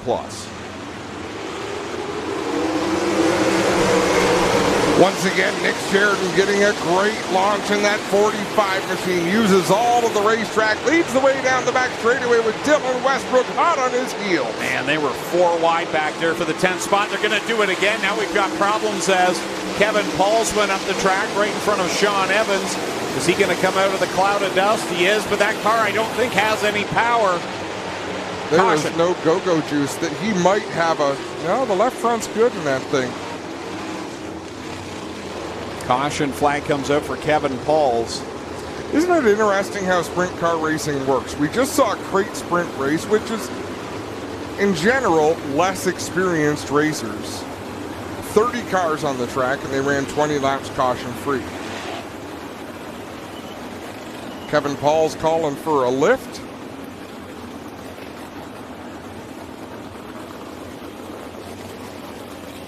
And nothing against the driver, just circumstances. Some races go like that. Cautions breed cautions, and Kevin Pauls, after a great run in his qualifying heat tonight, things not going his way, but the minimum you could make in this race was $500 tonight, so it's a good paying race. That'll definitely help with whatever ails that 46 machine. Is that tonight or tomorrow, the 500? I think that's tomorrow. I think that's both nights. Oh, is it both nights to start? Okay. I could be wrong. Clint, am I wrong? It's not my money. I wasn't listening. What did you ask? Does it pay $500 to start tonight or just tomorrow? Both nights are $500 start, $5 grand to win tonight, $10 grand tomorrow. Got to send a huge shout out to Nitro 54, Dan Nanacoke, Ryan Burnham, and everybody at Sitting Bull Tire for all their support. And they stepped up big time last year. We wanted to give the support again, and they came back. Choke on that, Greg Callan. I want the drivers to make as much as possible, but I so wanted you to be wrong in that moment. I get it. I get it. You know what I love about dirt racing, too? 6th, 7th, and 8th place. Sorry, 7th, 8th, and 9th are all number 7. 5th and 6th are both number 71. Just make everybody number 7. And 3 of those cars were 4 wide at one point in corners 2 and corner 4. Eric Gledhill was in the middle of that mess. Can you imagine someone trying to hand score that mess? No. That's well beyond our abilities. We can barely call it. I can't even tell you who won some nights. Who won tonight's race? Which one? No, I'm like you. I'll get it. And it bothers me so much. I'll get home and try to think about a race that we had. It just won't come to me. But I think it's because of the job we do. You cannot think to do this job. And trust me, folks, if you listen to some of the things we say, it is clear we don't think. If you think, you're sunk. The moment's passed. Yep. All right, still under the Dixieland Grill caution flag. We don't see Chris Long bringing the choose cone out just yet. Sorting out a few positions here.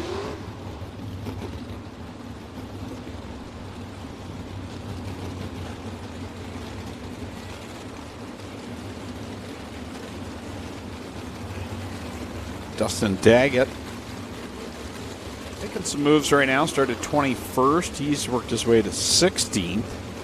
Josh Hansen came out of the B. Remember, he had those problems in his qualifying heat. He's having a good rally here. Started 26th. Josh is up to 15th.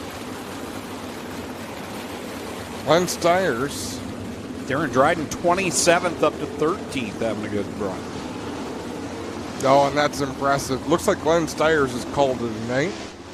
No, he hasn't. He's out there just ahead of Hoopinen in the 21, Lichty in the 84, and Aaron Turkey in the 68.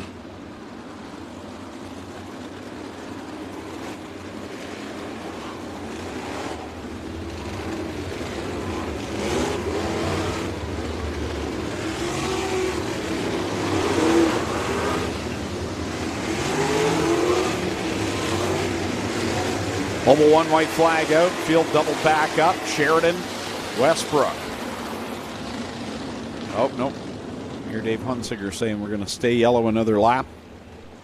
Doug Jr. has been doing a good job over there.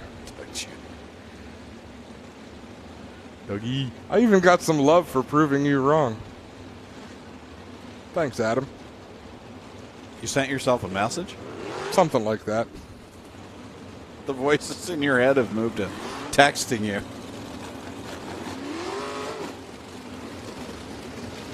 Come on now, I have friends. Look, if I'm going to make an imaginary friend, is he really going to have my name? Probably. You could be right.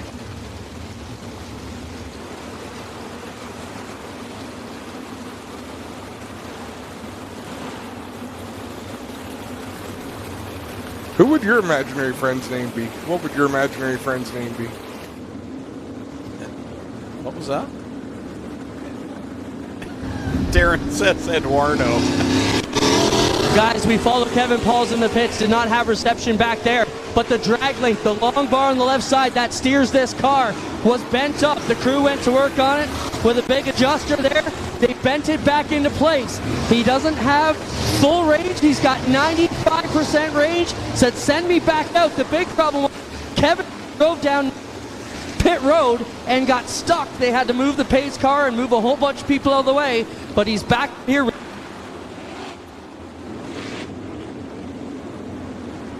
Kevin now at the tail of the field, green in the hand of Carter Long. And we'll go back to the Cargo East restart zone with 16 laps left to go in this one.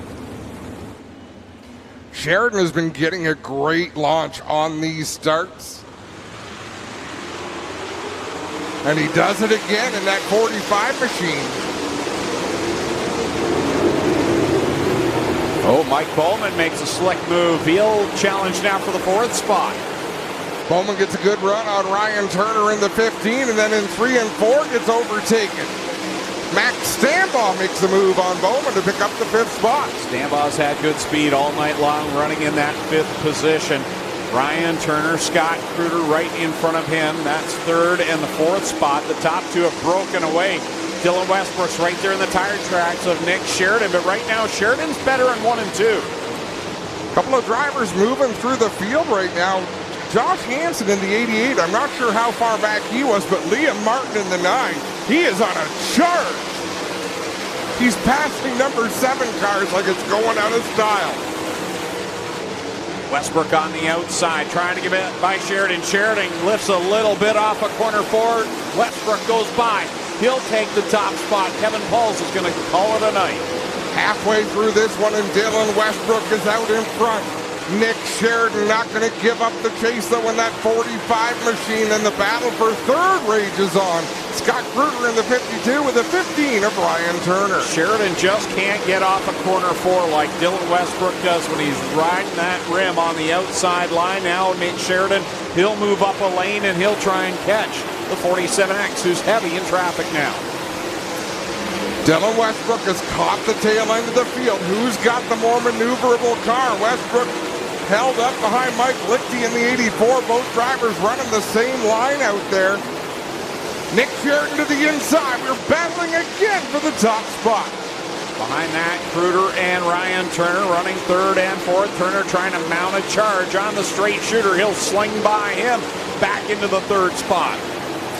Westbrook gets around Lichty, gets around Hoopanen. Works up the racetrack, checks up in turn number 2, but he's got about 10 car lengths over Nick Sheridan. Time by 7 laps left to go for D-Dubs over Nick Sheridan. Ryan Turner pulling away from Kruger, who now is starting to feel pressure from Mike Bowman trying to close the gap. Once again, Dylan Westbrook closes in on traffic, racing side by side. He'll have to make a split-second decision. Wow, right across the nose of a slower car goes Westbrook. Here comes Nick Sheridan. He'll get by Kelsey Ivey in the 20i and try and close the gap on the leader. He's got 3 cars stacked up right in front of him. Glenn Stiers, Aaron Turkey, Dale Goslin right in front of the leader, Dylan Westbrook. There is nowhere for Westbrook to go. They're side by side directly in front of the race leader. They're running in the line right now, especially Stiers, the line that's been so good for Westbrook. That's paid to an advantage to Nick Sheridan. Sheridan dives it down into corner number 1. Now Westbrook will clear Stiers. 3 laps to go this time at the stripe. Dale Goslin off the track in the back straightaway. We should be able to stay green. Here comes Sheridan. Slides up in front of Stiers. Will clear him. Now it's Westbrook working to the outside of Dolman off of corner number 2. Down the back chute. He goes into 3. Westbrook by 15 car lengths over Sheridan. It'll be 2 laps to go this time. Third spot still held down by Ryan Turner. He's comfortably ahead of Mike Bowman, who slipped into the 4th spot, got by Scott Kruger. Out in front, the white flag being displayed for Dylan Westbrook. He extends his lead down into turns 1 and 2. Still plenty of traffic to contend with for a race leader. Down the backstretch the final time through 3 and 4. Here comes D-Dub. 7 races make it 6 wins on the year. Dylan Westbrook picks up the win over Nick Sheridan. Ryan Turner at the line's going to finish 3rd over Mike Bowman. Matt Farnham jumps up to 5th past Scott Kruger. Stambaugh 7th. Franek in 8th. Liam Martin up to 9th. And Darren Dryden, what a drive by him. 27th to 10th for Darren Dryden. Great race. What a display of skill by these drivers. Traffic was intense. Dylan Westbrook was up to the task. Nick Sheridan kept him honest. That he did. That was a challenge and a half there by Nick Sheridan. He threw everything he had at him. But Dylan Westbrook this year has just about been unbeatable. Ryan Turner completes the podium in what seems like every night he's 3rd. Ryan Turner, which is good. He's on the podium on a regular basis, and Ryan Turner with another good run for the Nitro 54 crew. As Lone Wolf fireworks light up the sky to celebrate win number 6 on the year for D-Dubs Dylan Westbrook. He'll be down in Slack Lumber Victory Lane. Clinton Jeffrey will catch up with him. Dylan Westbrook out of the 360 car gets congratulations from Tricky Nicky. Here he comes up top. 6 out of 7 wins in 2024. How about it for Dylan Westbrook? Dad Dan in here for a big hug and an emotional victory with the entire crew. We'll get Dylan out front to talk to us here. This is something they've done a lot. Dylan will pick up the slack feature winner's hat again. They got quite a collection. Gonna need a new hat rack, D-Dubs, for all these hats you're winning. Talk about your drive, though, man. All the outsiders come in. This was the test. Could you be as good as you were or have been so far with this group? And you proved you can do it, D-Dubs. Yeah, that was awesome to get the win here with all the traveling guys coming here. Track kind of went in her favor, too. I was really thinking it was going to be the bone slick, but it's really good right up our alley, so that helps a lot. But first time running these new tires also, so last year we struggled a little bit when we tried them, but now I think we got it figured out. What does it mean to win inside a crowd like this here tonight in front of a giant packed house? This is awesome. Thanks for all the fans coming out, and hopefully you guys in the sprint car fans.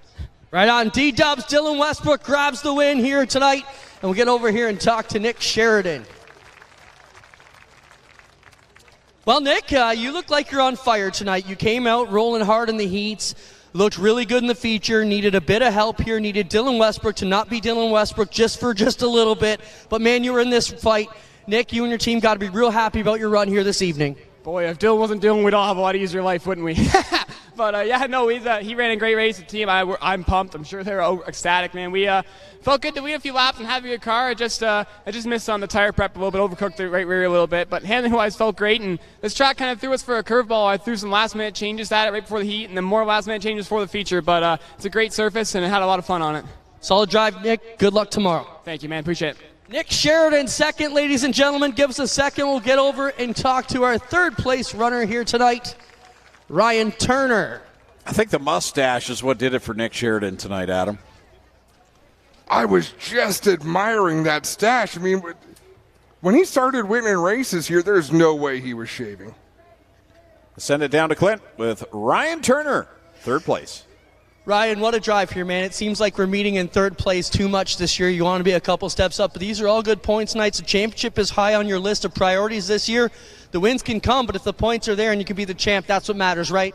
Yeah, I know the mic cut out last week, but I talked about how bad we were in these two races, and we're doing the opposite tonight, putting it on the pad. Even though it's third, I'm actually really happy tonight, just getting through this. This seems to be my hell week. Obviously I want Jack to scan on the car. I'm not going to waste everyone's time with all the names, but we got a lot of people helping this team, and a lot of people, driving this force and trying to get a championship chasing Dylan.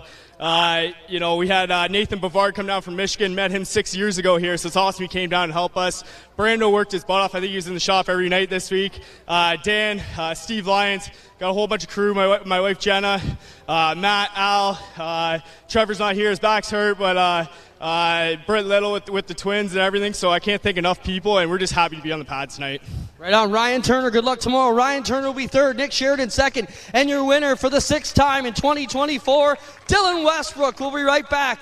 As we wrap things up here on the G-Force program, we'll be switching over to Flow and TSN Plus for the NASCAR race. Don't forget, our entire program tomorrow night be live right here on G-Force TV. We'll send up to Greg and Adam to sign us off from G-Force, and we'll pick up the broadcast with Flow and TSN Plus. Thanks, Clint. Yeah, tomorrow night it's the 360 Sprints, the Crate Sprints, and the Northeast Late Model Alliance, and we'll be on at 7:30 tomorrow night. All the action, $10,000 to win for the 360. So that will do it for our G-Force TV broadcast. To catch the NASCAR Canada Series, go to Flow Racing or TSN Plus. On behalf of Clinton, Jeffrey, and Adam Ross, I'm Greg Kelman saying so long on G-Force TV.